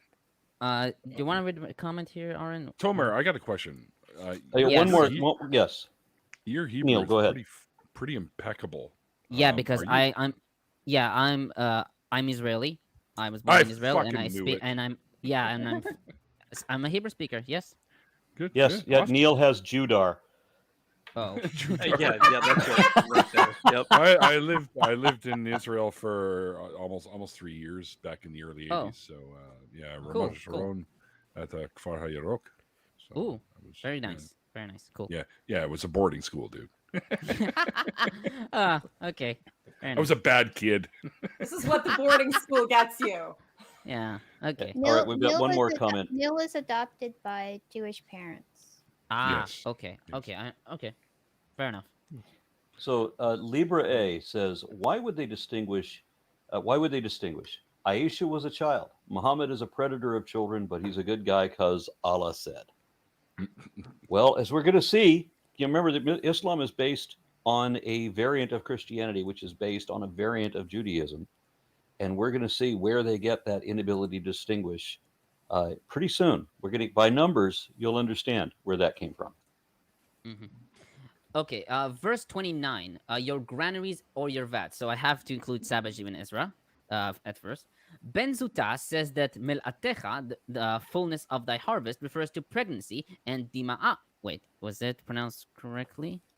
Mil'atecha and mil'atecha, the fullness of thy harvest, refers to pregnancy, and dima'ach, the outflow of the breast, is another term for sperm, which is a drop. He also says that thou shalt not delay means that one should not delay taking a wife. Hence, the firstborn of thy sons shall thou give unto me follows it. However, this is sheer insanity. Yeah. The word. Yeah. Okay. It took this long into the Bible for you to say this is sheer insanity? That wasn't his. That's not him. That's Ben Zuta. Yeah. No, Ibn Ezra quoting. Right? Yeah. I thought at first I heard you say Benzona, which is not good. No. Even Ezra talking about Ben Zuta, right? Zuta, yeah. Ben Zuta. Yeah, there's a guy called Ben yeah. Zuta who is like a skeptic, an early Karaite. He was an early Karaite. I'm just loving Neil praising Tomer for his eloquency in Hebrew. Okay. The word that is translated to granaries. The word that is translated to granaries is mil'ah, and for vats, dim'ah. Avishur comments, the mil'ah and dim'ah are holy gifts, which must be brought into the house of God, and Scripture warns not to be late in bringing them to the temple. The mil'ah is mentioned twice more in the Torah, Numbers 18:27 and Deuteronomy 22:9. The translators and commentators debated the exact meaning of mil'ah. The majority think that the mil'ah was a holy gift from the liquids, the must and olive oil, whilst the dim'ah is the holy gift from the grain. In our verse, it speaks of the crops and fruits. I mean, it makes sense. Rashi says that it's that the first one is the first fruit, and the second word is the tithes. Yeah. Mm-hmm. 31. While the term terefa, the word for usually denote while the term terefa is while the term terefa is usually understood as animal torn by wild beasts, it can also denote, according to the halakha, an animal which was slaughtered properly, but physical defects were discovered that caused its death within a year. There are 8 categories of physical defects that turn the animal to a terefa. According to the Book of Education, as explained by Abraham Chill, an animal that was torn by wild beasts could be infected and carry diseases, and so it endangers the lives of those who eat it. Moreover, any food that damages the human body will also damage the soul. So don't eat roadkill. Roadkill is not kosher. Yes. Yeah. Good to know. It's a very like you are where you eat sort of thing. Like, see how can you say the Bible doesn't have anything good in it? It just told you not to eat roadkill. In the New Testament, though, Jesus says that it's not what enters your mouth that defiles you; it's what exits your mouth. Oh my! Oh no! So that's where God hates a spitter came from. Yes. I think, and of course we're going to get there, but I think that's referring to like magic words or the magical significance of spoken words. Oh, you sin when you speak, and that sends you to hell. So that's more important. And but yeah, Jesus did not apparently understand food poisoning, which I find surprising given the context. There's also a dream in the New Testament. I think it was Paul. The curtain descended from heaven with all manner of unclean, unkosher beasts, snakes. Peter. I keep getting that mixed up. And he said, God said, whatever he's consecrated, eat it. So it was a metaphor that Gentiles can also come to the church because he consecrated them. So again, it was part of that 2 versions of Christianity that we mentioned earlier in the episode, where the one that let you eat various foods and not snip was God damn it! Just a tip. I believe they call that Dick Whitland. That way Christians didn't have to observe kosher eating practices. Brutal. They did not. Yeah. They only had to abstain from meat sacrificed to idols and from sexual immorality, which so no camel fucking. Tier. Horses. Well, but they're always good for a hump. Oh no. I think even Forrest would approve of that one. All right, so Libria, I don't know how to pronounce this name, says, one thing I always confuse myself on, if the word of God, any context, is real and true, why do we need interpreters to know what it was meant? Right? Would it not be obvious? Yeah, if it was the word of God, yes, it probably should be. There are some apologetics about it from like Augustine or whatever, but it's such copium that he's huffing. So yeah, I don't really take it as a seriously scholarly opinion. Oh my god! God always likes to talk in like really obscure, specific to the time language. Well, and then it's like only elite, but then it's like no, now it's Reformed Egyptian, so it's like an alien language. It's like it just keeps getting more esoteric. Actually, that is an argument a lot of, because we mentioned how there's a lot of evangelicals that use, shall we say, what would have once been scholarly naive interpretations, and at this point in history are just outright bonkers lies and ignoring all of the relevant facts, but interpretations that line up with their own history. Whenever you bring scholarly things to bear, like, well, the original context is this and the sourcing and this and the blah, blah, blah, blah, blah, blah, blah, they will then, as a defense, because goalposts are rotating faster than the speed of light, switch over to, but obviously the clear interpretation is just the words themselves, because God chose to speak through the humble and the meek and the lowly, and isn't simplicity so beautiful, etc., etc., etc., etc. And interpretation like a child, yada yada yada. They'll wax sentimental about it if they can use it as an excuse to ignore scholarly interest. Aaron, you're muted. Okay, so I got a comment from Zar Narankar who says, so Jesus wants everyone to remain silent unless they have something good to say. Sounds like something my mom used to say. If you don't have something nice to say, don't say anything. Mm-hmm. And then Kip Davis says, in early Judaism, the true meaning of the text was a hidden esoteric meaning. I think it would depend on what time period we're talking, because I don't think it would have been that way in early Israelite religion. By the time it would have been recognizable as Judaism, yeah, sure, maybe. But at the time of the authorship of these texts that we're reading, I don't think so, because I think so. You don't think at the time that these texts were written, what was it? You said. Yeah, I'm saying that's like around 600. Around 600 BC. Yeah. So they weren't talking about Jesus? Oh, definitely no shot. No shot. Not in a million years.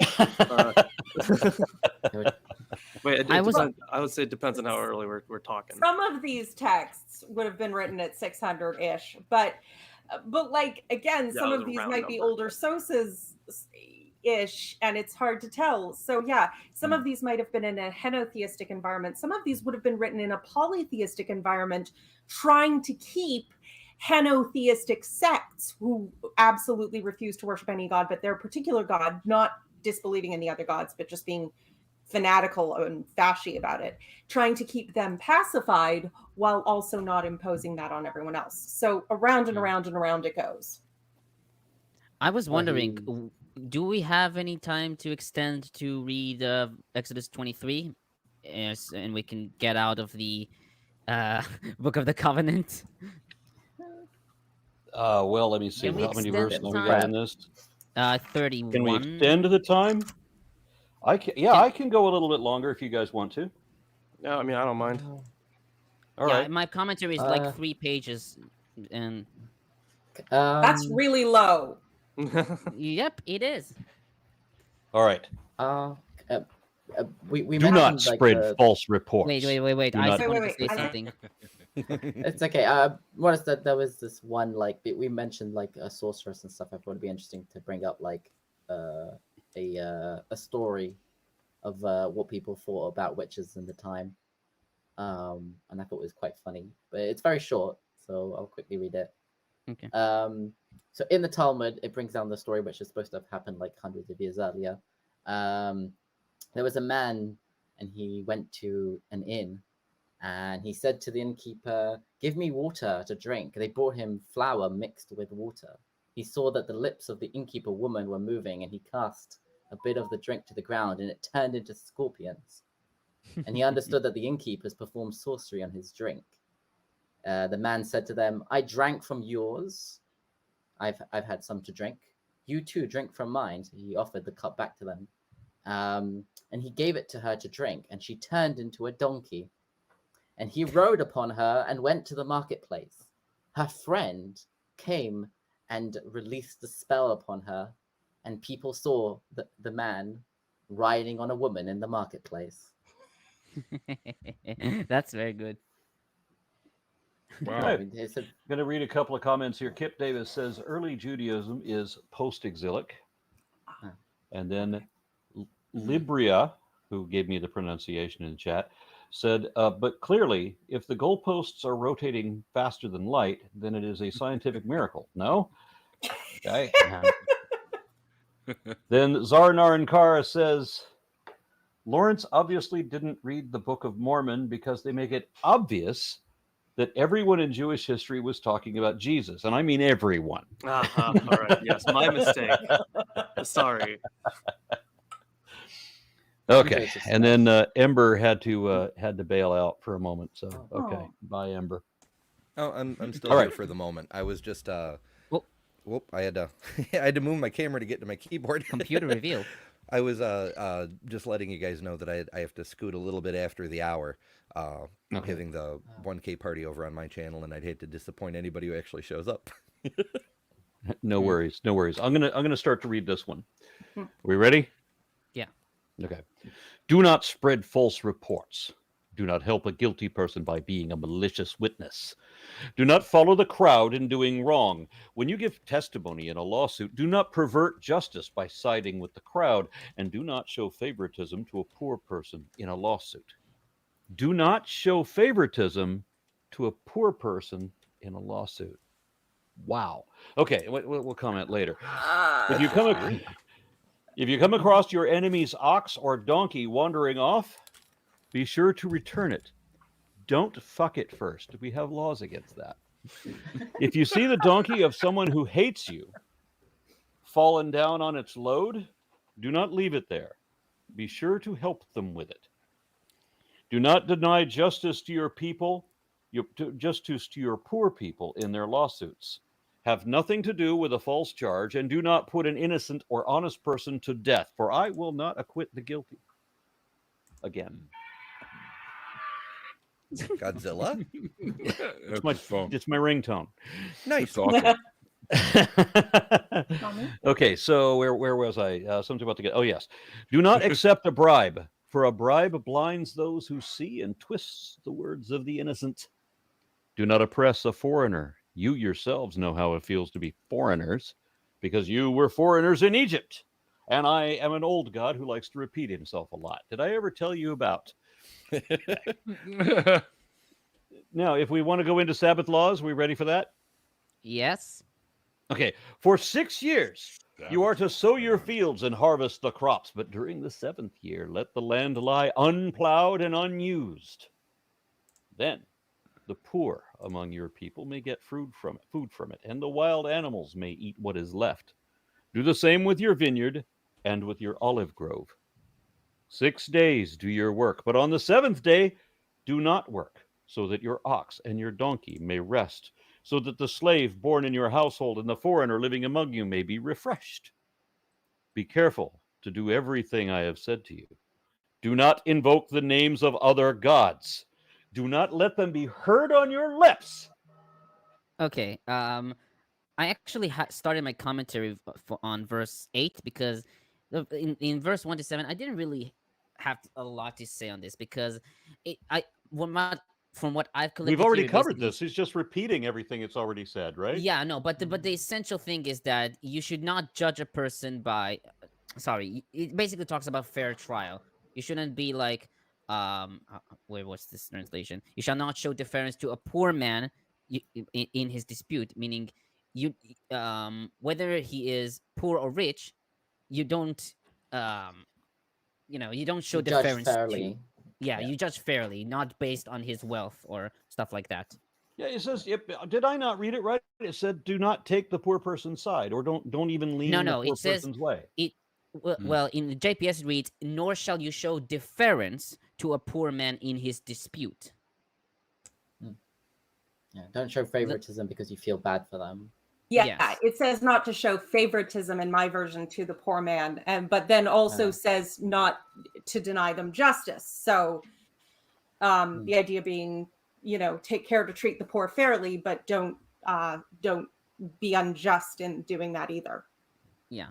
Which is So good. I'll start with verse 8. A bribe blinds those who see. Modern commentators like Kasuto, Avishu, and Sana write that the text probably uses a proverb that was well known at the time. The proverb is repeated in Deuteronomy 16:19. Sana also comments, the corruption of the judicial process by bribery is frequently mentioned in the Bible, 1 Samuel 8:3, Isaiah 1:23, Ezekiel 22:12, etc.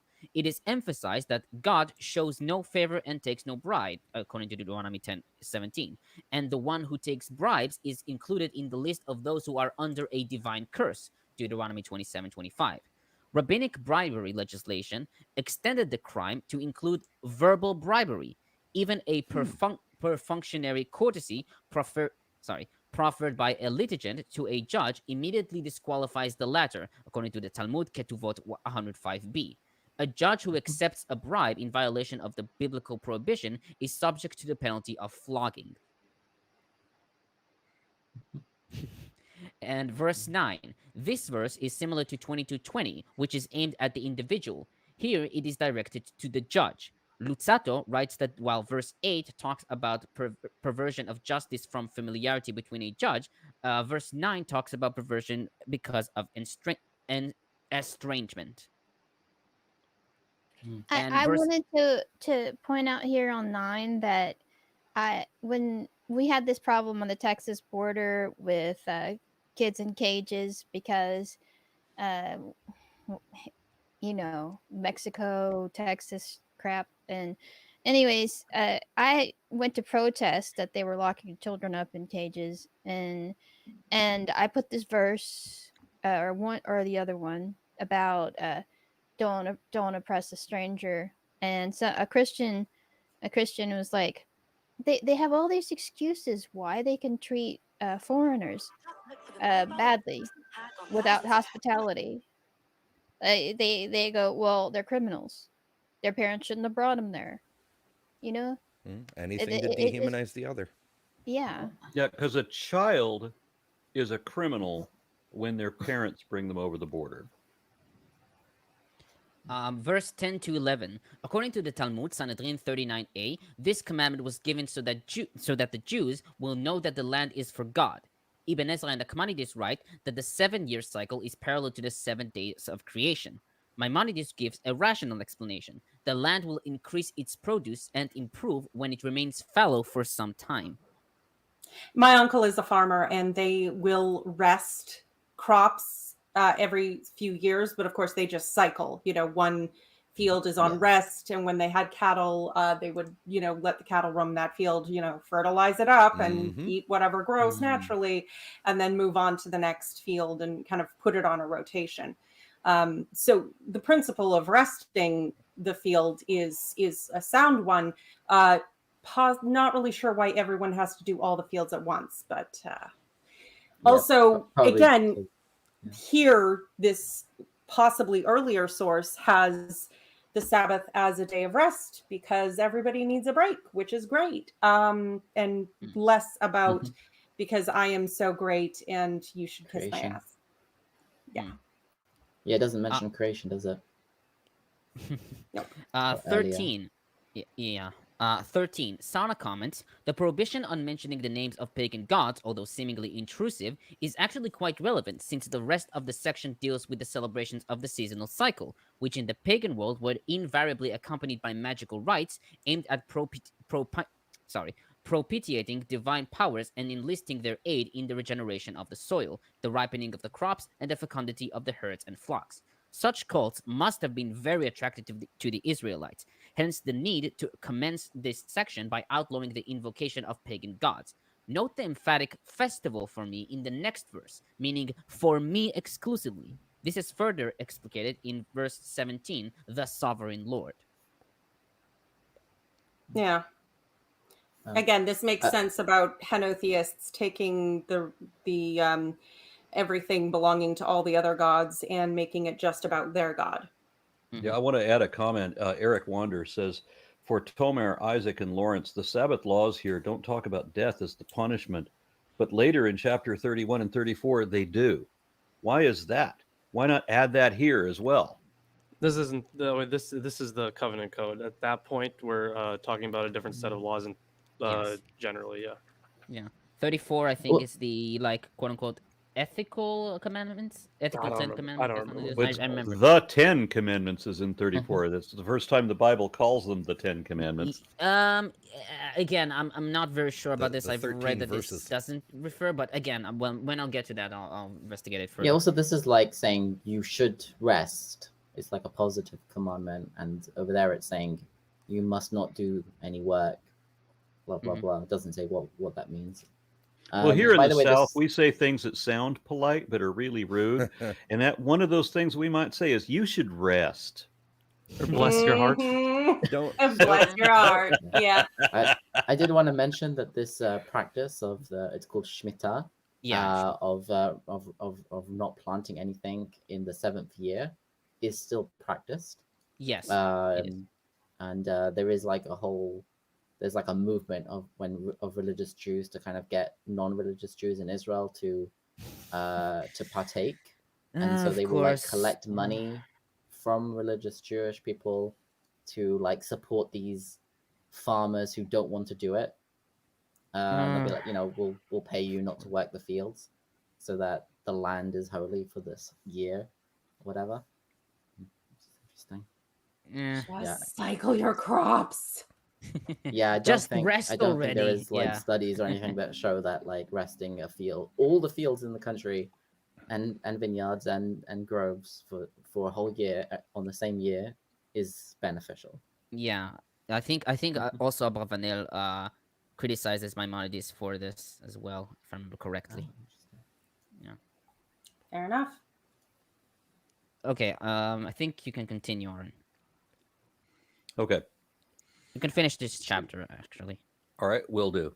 So, 3 times a year you are to celebrate a festival to me. Celebrate the festival of unleavened bread. For 7 days eat bread with yeast, as I commanded you. Do this at the appointed time in the month of Aviv, for in that month you came out of Egypt. No one is to appear before me empty-handed. Celebrate the festival of the harvest with the first fruits and the crops you sow in your field. Celebrate the festival of ingathering at the end of the year when you gather your crops from the field. 3 times a year, all the men are to appear before the sovereign Lord. Do not offer the blood of a sacrifice to me along with anything containing yeast. Yahweh has celiac, apparently. Translation. No sandwiches.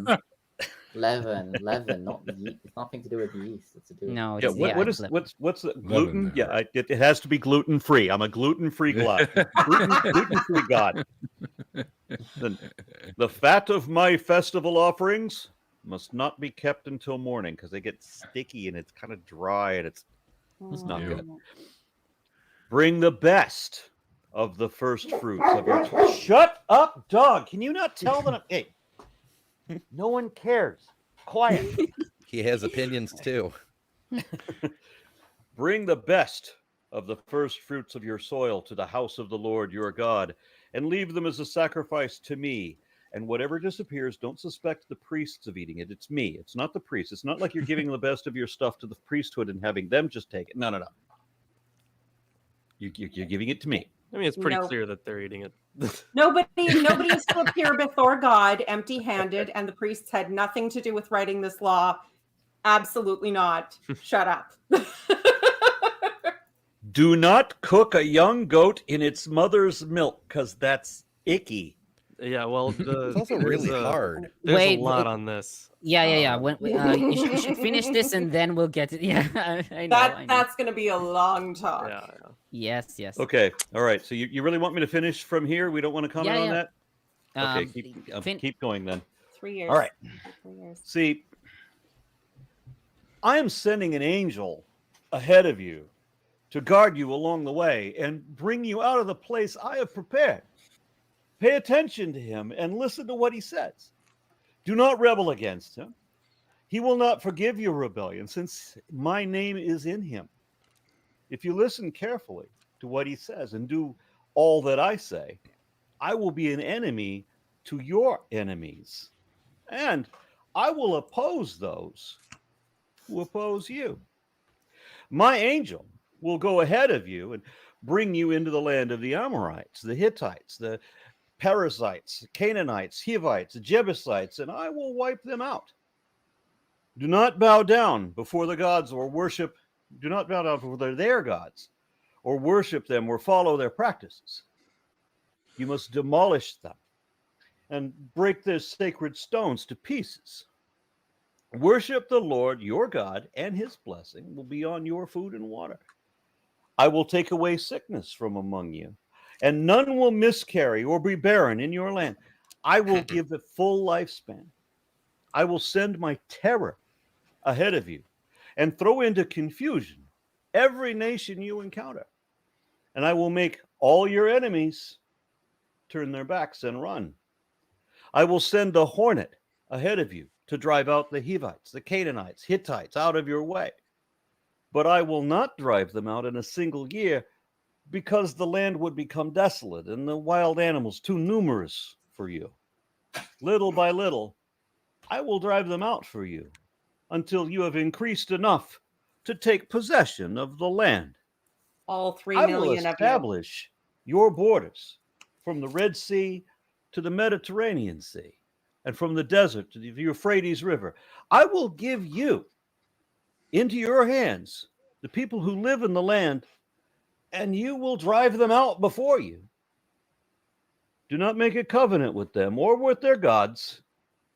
Do not let them live in your land, or I will cause you to sin against me, or they will cause you to sin against me, because the worship of their gods will certainly be a snare to you. Oh, the other gods are prettier than this god.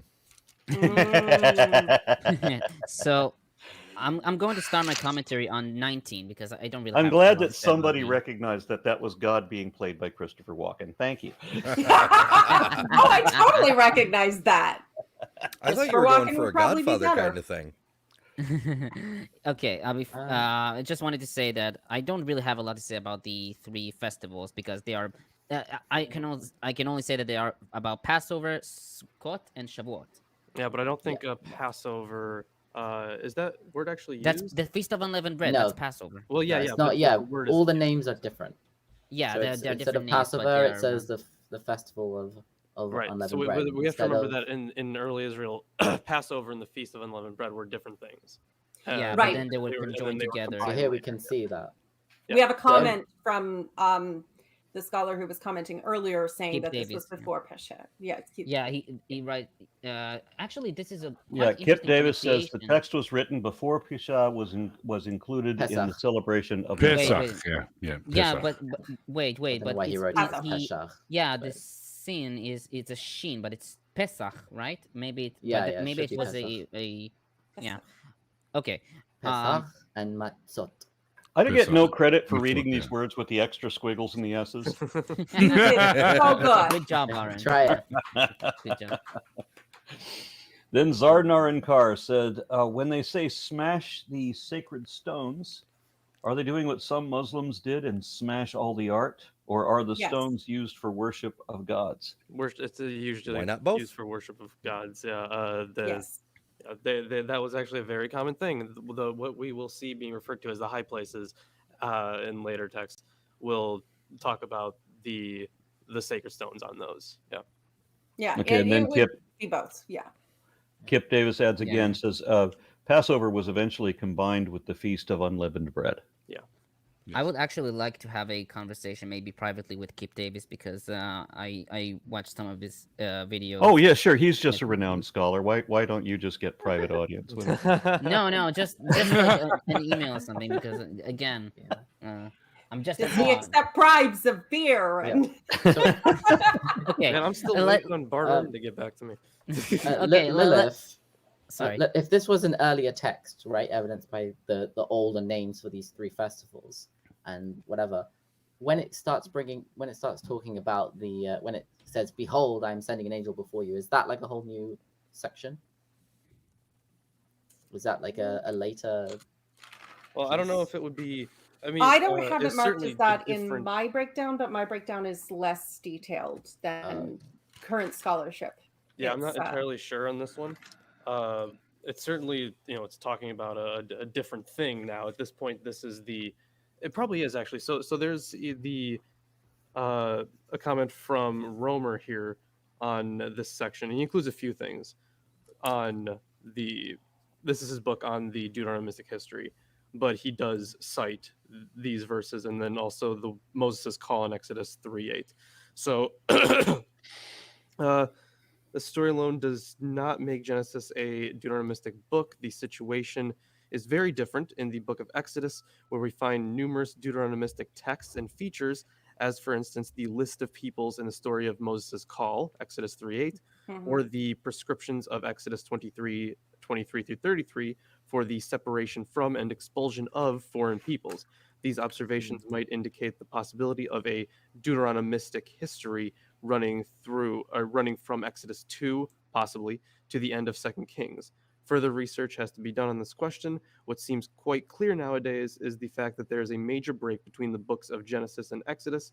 These books contain, in fact, 2 competing origin myths, the genealogical myth and the Exodus myth, which have been combined. Yeah, so that's where he was going with that, but he does cite that as being a different thing entirely, because now we have like the inclusion of this list of peoples being driven from the land. Yeah, the whole. No, on behalf of all of the Christians who may be listening to what you just said, where you said that there's 2 contradictory. They're 2 different origin stories. Right, there's 2 different origin stories in contradictory texts in here. I'm just going to play the devil's advocate and speak on behalf of all those religious believers who hold to the inerrancy of the Bible, and I will give their best argument that they've ever had for this. Yeah, that's pretty good. I don't know how to deal with that. It's just like how Jesus was taken to be circumcised in Jerusalem after his birth, in Bethlehem after his parents both did and did not run away, but actually he ran away from Bethlehem to Egypt without having gone to the temple first, but also shut up. Eloquently put. Thank you. But no, and it's, I just want to, because you reference so much the Deuteronomistic sources, I want to remind everybody who's following along who maybe hasn't done any looking into biblical scholarship. The Deuteronomistic source is, yes, the book of Deuteronomy, but also large sections of the histories that we'll get into, or is influenced by, but it's sort of the first revisionist. It's the stuff that was taken during the days of King Josiah. And so this is the first one where they're putting together a history. It's not as blatantly revisionist, I think, as some of the stuff coming back from exile, but they're definitely trying to create a specific narrative. Yeah. And we got some more comments from Kip Davis on this. He says that separate origins myths can be seen clearly in Hosea 12. And in that text, Moses is an unnamed prophet. And then I have some other comments to read here too. Did I already read where he says Passover was eventually combined with the Feast of Unleavened Bread? Yeah. And Eric, did you read Eric Wonder? No, I'm about to. And it says, just if you guys didn't know about this, the Israelites don't like the Canaanites very much. I hadn't pieced that together, LOL. And also, Do we know what gods were the Hivites, Canaanites, and Hittites worshiping? We know some of them, definitely some of them. We have some amount of Canaanite Baal, texts. for example. Yeah, Yeah, Baal. Most known, well known. Yeah. Hittites, less well. The sources aren't as well preserved. And the Hivites, I'm not actually sure about any of their gods. I just love that we went from do not oppress an alien, you yourself know what it feels to be aliens in Egypt, to do not let them live in your land or they will cause you to sin against me because the worship of their gods will certainly be a snare to you. Yeah, they essentially the Israelites got to be in control. Don't treat the strangers badly, but kill the locals. Okay, so it's just straight colonialism. All right. Okay. Kill all the locals, but be nice to people who also come from other places. There's definitely a difference. If they're circumcised, leave them be. So I believe that a few of us probably had something to say about the boiling a kid in his mother's milk. Can we take it on the next appearance of that law? Because it will come up again. It will in Deuteronomy. Are they referring just to goats in the law? Well, a kid, right? That's Maybe more specifically. We do apparently taste like bacon.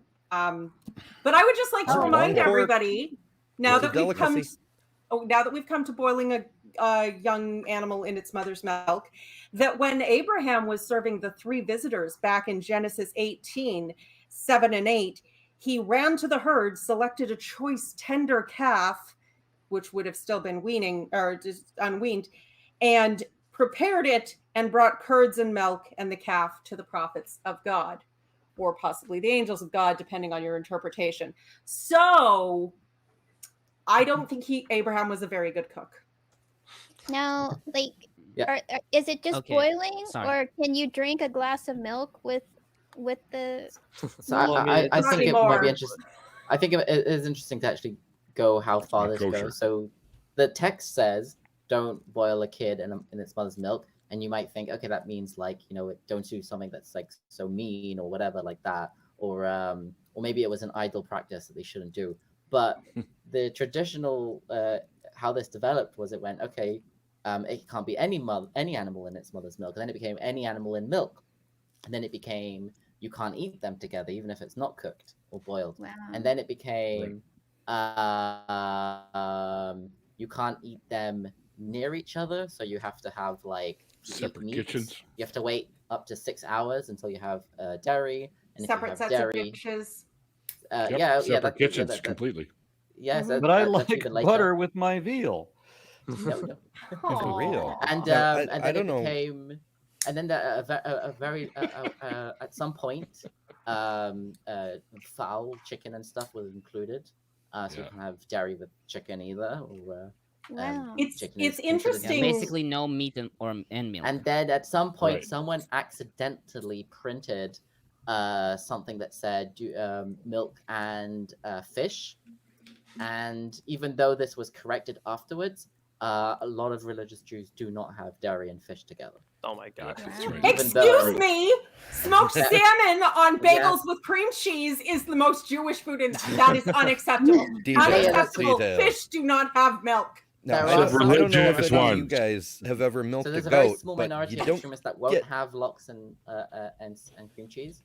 But there are some that they won't cook fish and milk, like fish and dairy together, milk together, but fish and cheese is okay.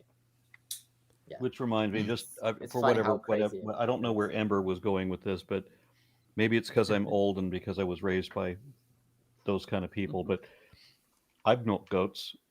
Yeah, you don't get very much milk out at a given time. To get enough milk to boil a kid, that's an undertaking. You got to save that shit up, you know? Well, I don't think that I don't think that that's what they're talking about. They're talking about churning it into butter. Now that would make sense. Details. Well, I got to scoop. You it's been a scoop it up and pour it over. It's been a time. I'll catch most of you guys on Sunday. Looking forward to the 9th. Thank you very much, Ember. Nice to meet you, Ember. Likewise. Yep. And okay. happy to have you on as well, Neil. Glad you can make it this time. Sorry too. that Wait, I I didn't. haven't. I haven't finished my commentary. Yeah. I'm Sorry. sorry. I'm very, very, very sorry. Take a Okay. drink. Verse 19. Do not cook a young goat in its mother's milk. Many commentators, like Philo, Ibn Ezra, and Rashbam, explain this commandment with an ethical reason. It is cruel to cook a goat or a kid in its own mother's milk. Maimonides explained that cooking a kid in its mother's milk was an act done by idolaters. However, there's no evidence that such an act was ever done by pagans in the ancient Near East. Ibn Ezra writes that there are some, whom he calls the fools, possibly Karaites, who interpret goat, gdi, to mean fruit or berries, deriving it from the word meged, which means precious fruits. What? So Yes. I'm not sure No about fruit the in fruit. milk now? I'm not sure about the fruits interpretation, but How's it? It's mother's milk, like the juice. Wait, maybe Sarna. I know Sarna has a bit about it to say. I'd actually like to bring up a he different expands on- No orange element. juice? Between the northern and the southern kingdoms, there was a difference in lifestyle and also in the amount of affluence and trade with other people. And this seems to be, because there have always been nomadic tribes and herding peoples in this area of the world who, at least you can see this reflected in the story that they've written, where you've people moving around with their animals. That's, the legends with Abraham and Isaac. But nomadic peoples who herd animals, whatever they may be, all around the world, they eat consistently milk, meat, and blood. Even, people, camels will literally tap their blood of the living animal and make blood pudding in some regions. This is something that the eating of blood is specifically forbidden elsewhere. And the combining of milk and meat, at least in this one way, is forbidden. I think what it actually is sort of a put down or criticism of the herding and nomadic lifestyle in favor of the more sedentary farming lifestyle. So I have a comment here by. Oh, we want to say something, Lawrence? Well, I was gonna note this section from Ugaritic in the Old Testament from Peter Craig. Craig, I don't know. So he notes, of course, in Ugaritic law, but we're not entirely certain on the translation is a thing. So, for a long time, like Maimonides, for example, said that it was probably from some pagan practice, and his guess is just as good as any at this point, because while when we found a whole bunch of Ugaritic texts, one was translated, conjectured of Virulud. Yeah, I don't know how to pronounce it. Conjectured its sense and translated the line as follows: "Cook a kid in milk." Yeah, I think Asuta also notes this as well, but that was like the 30s or 40s. It was, in the 30s. But now essentially it's it's probably translated differently, right? So, and it's probably not the root of this law. And as noted before, there's also no evidence of this being a pagan practice. This is kind of like the closest thing we have to it. So yeah, of course, firstly, there's the Hebrew law is specifically about the mother's milk. And second, even if Virulud's conjecture concerning the reading of the text is accepted, the translation he offered cannot be accepted. The word translated cook almost certainly means slaughter, but most importantly, it now appears that Virulud's conjecture as to the reading of the line was wrong, and that the text in question must be translated in a totally different fashion. So that was basically like our closest thing we had to it, and at this point, we're basically lost. So Lilith could be right, Maimonides could be right. Could be a slew of options. So maybe it's just against feel. Yeah. I would add that about the fruit interpretation. So I have the Sarna quote: the juxtaposition of this rule with the law of the first fruits led Menachem ibn Saruk from the 10th century to interpret gedi not as a kid of the goats but as berries.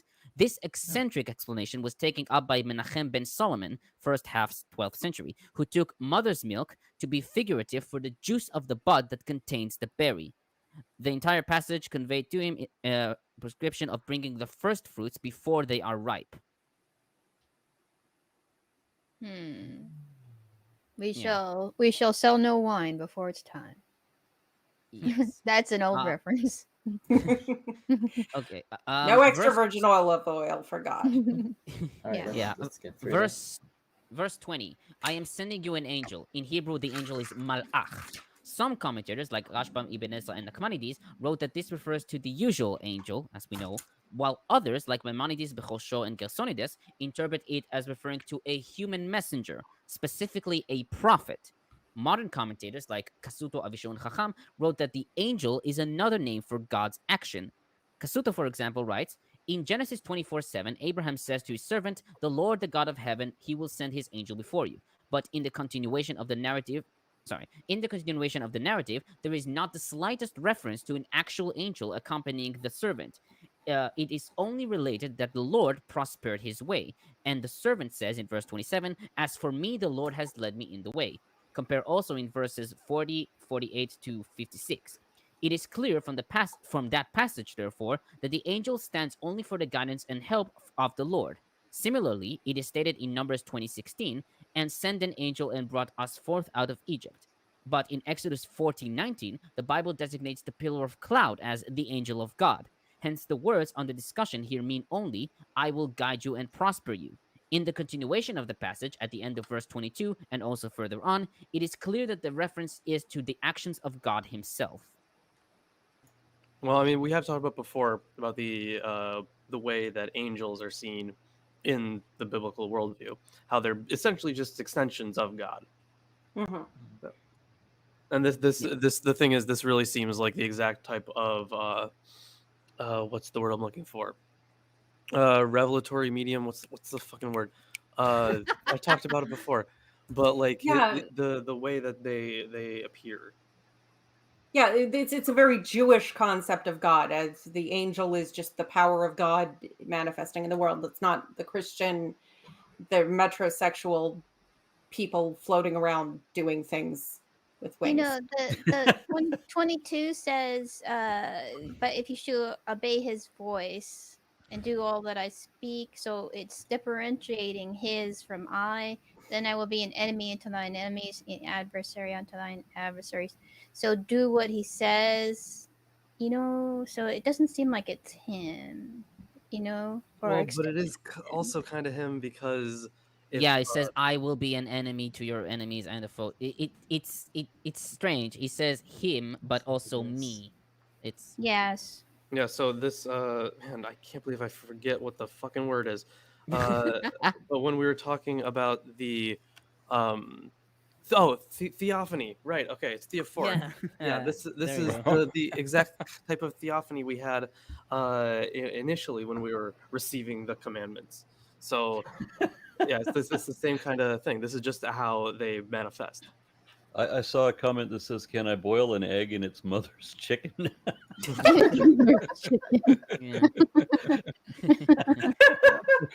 I recommend it.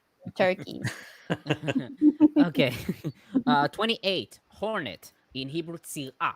While most early translations, Rashi and BDB, render it as hornet, Sa'adeh Gaon, Ibn Ezra, and Sana understood the word to mean plague, deriving tzir'ah from tzarat, leprosy. Chacham, however, rejects this interpretation, since biblical leprosy is not a disease that kills quickly. Kasuto interpreted tzir'ah to mean unreasoning dread or panic, from a similar Arab word, chara, that is used to describe panic resulting in mass flight. The Talmud Sotah 36a reads, It is taught that the hornet did not cross the Jordan with them. The Gemara asks, and did it not? But isn't it written, and I will send the hornet before you? Rabbi Shimon ben Lakish says, the hornet stood on the banks of the Jordan and threw its venom at the inhabitants of the land, and it blinded their eyes from above and castrated them from below. Rav Papa, Rav Papa said there were two hornets. One was the hornet of Moses, which helped conquer the eastern side of Jordan, and one was the hornet of Joshua. The hornet of Moses did not cross the Jordan, but the hornet of Joshua did cross. Oh my God. So important. Kip Davis, fairness, I agree with you. Rabbis were amazing. I love their stories. I absolutely love the God. I have a lot more like weird magic stories as well that I found. Jewish Okay. magic stories are hilarious. Okay, now 31. So the Right. commentator here you've probably heard of recently. His name is Gershon Galil, and he is notable for the Mount Ebal curse tablet, which is quite controversial because, yeah, it's a bit shady. But this comment was written like 20 years ago, and I don't think it has any relevance to the curse tablet. But and I thought this was pretty interesting. So this is what he says. When it comes to the promised land, according to Gershon Galil, when it comes to the promised land, quote unquote, there are two approaches in the Bible. The first is the expansive approach, which says that the land is between the Euphrates and the Nile Valley. This approach is seen in this verse, Genesis 15:18, Deuteronomy 1:7, and Deuteronomy 11:24. The second is the narrowing approach, which says that the land is, quote unquote, the land of Canaan, bordering from the Jordan to the Mediterranean Sea, and from the river Zin to Levo Hamat, 75 kilometers north of Damascus. This approach appears in Numbers 13:21, 34 verses 1 to 12, and Ezekiel 27 verses 13 to 21. These two approaches, according to Galil, do not represent the borders of the Israelite settlement during any period and are both theoretical ideal. Galil also writes, according to the expansive approach, the promised land, quote unquote, probably reflects the maximal extent of the area that was under Egyptian control during the New Kingdom period, from 16th to 12th century BCE. Even during later periods, this area was a territorial political entity. This was approximately the Israelite kingdom's domain during the days of Solomon, 1 Kings 5:1, and the domain of the Aramean kingdom of Hazael and his son Ben-Hadad. During the last quarter of the 9th century BCE, beginning in the 7th century BCE, this area is referred to in Assyrian inscription as Eber Nari, across the river, and in the Persian period, the described area was a single administrative domain called in Aramaic Avar Nahara. The Sea of the Philistines, are those the Palestinian people of today? I don't think so. No, I the see Philistines were a Greek The sea people, speaking people. Hmm. One of the sea Yeah. peoples. I think archaeologically they disappeared pretty early on. Yeah. Maybe even earlier than some of the stories in the Bible of when they were supposed to be there.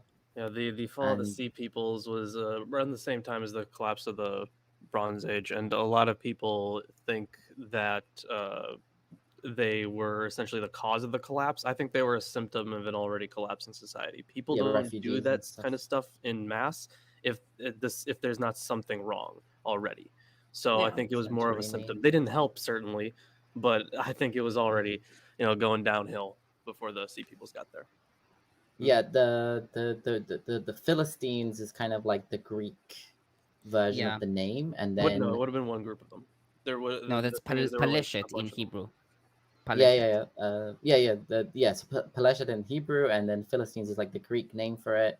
Yeah. And the word Palestine comes from the Latin name that was given to the land after like Bar Kokhba revolt or something like that. But during the Bar Kokhba rebellion, after the Bar Kokhba rebellion was crushed, and it's Emperor understood Hadrian, to be... he changed the name from. I think the question is, are modern Palestinians descended from some of these tribes? I've read They're from probably genetics more related to the Jews themselves than they are to the Philistines.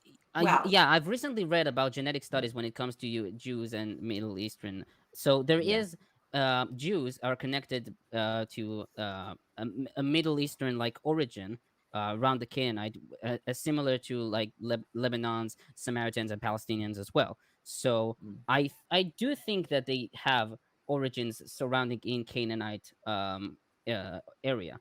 So that is at least what I understood from the genetic stuff. Yeah, the naming history is not direct. Different. It's like Yeah. Philistine is the Greek translation of the Hebrew name for them, which might have been their original name or similar to their name. I think there's Egyptian mentions of sea people called Peleset or Pereset or something like that.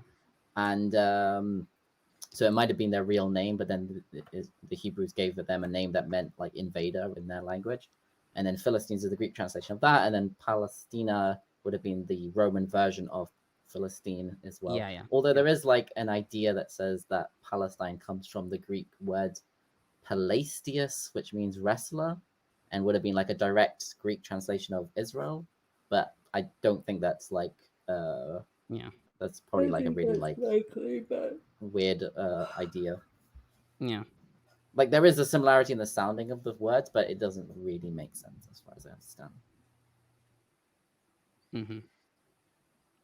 I just want to say really quickly that I don't really want to delve into political issues because I'm Israeli and I have to deal with this like quite a lot. I know that this whole it's probably won't be relevant to future discussions, but I hope that peace will come. That's all I can say. Yeah, you're here. And I discovered something kind of cool too. I remember I was about 8 years old, I think, when I pointed out to some people around me as we're listening to the news that this was like, what, 1970 or whatever. Yeah, 1970. And I remember commenting how the Jews, the Muslims, and the Christians have been at war with each other each since their inception, and they all worship the same God of loving forgiveness and peace. Yeah, this land is mine. If you haven't seen the video I'm referencing, yeah, I know. Yeah, about the this animation. video. No, I know you do, and it's nobody's blaming you for that entire history, but the history is long, bloody, complicated. Yeah, and when we name I mainly places- care for my family's safety first before anything else. So yeah, gotcha. I've got one last comment to read. Zarnar and Kar says, for Tomer, what was the size of these hornets? Are these gigantic hornets chasing people around, or little hornets somehow castrating people? Well, I thought it was 6 venom. foot tall. I thought it was that venom. Pokemon. You know the Pokemon that's like a giant hornet with like what's big his old name? sword hands. Oh yeah, with the Cypher. Cider or whatever. But That's how it does was it castrating spit people. corrosive venom that will burn off your junk? Yeah. From the reading of the Talmud, it seems like it was one gigantic hornet, much like the gigantic frog in the Plague of Frogs. Naruto. Oh, never mind. Wait. What's the Japanese word for monster? Kaiju. Kaiju. Yeah, Kaiju. that's a Kaiju. kaiju hornet. That sounds pretty cool. Okay. Why not? All right, so I've actually we got will the be book doing, of yokai. I can look it up, see if they have one. So we will be doing Saturday, our regular time. Yes. We will be doing Exodus 24. Yes, we will. Finally, Excellent. we're out of the Book of the Covenant and back to the boring, or actually fascinating stuff. No, it's The boring. You're right. Tabernacle. Yes. You're right, it's boring. The I worst part actually- is I do my show. Why? actually Peter, I'm find it gonna have quite to fascinating. All right. send you photos. Thank you, Neil. Not photos, but like pictures. All right. You So should. I guess we'll close it up. Thank you, everyone. Goodbye, Have a everybody. great week, guys. See you soon.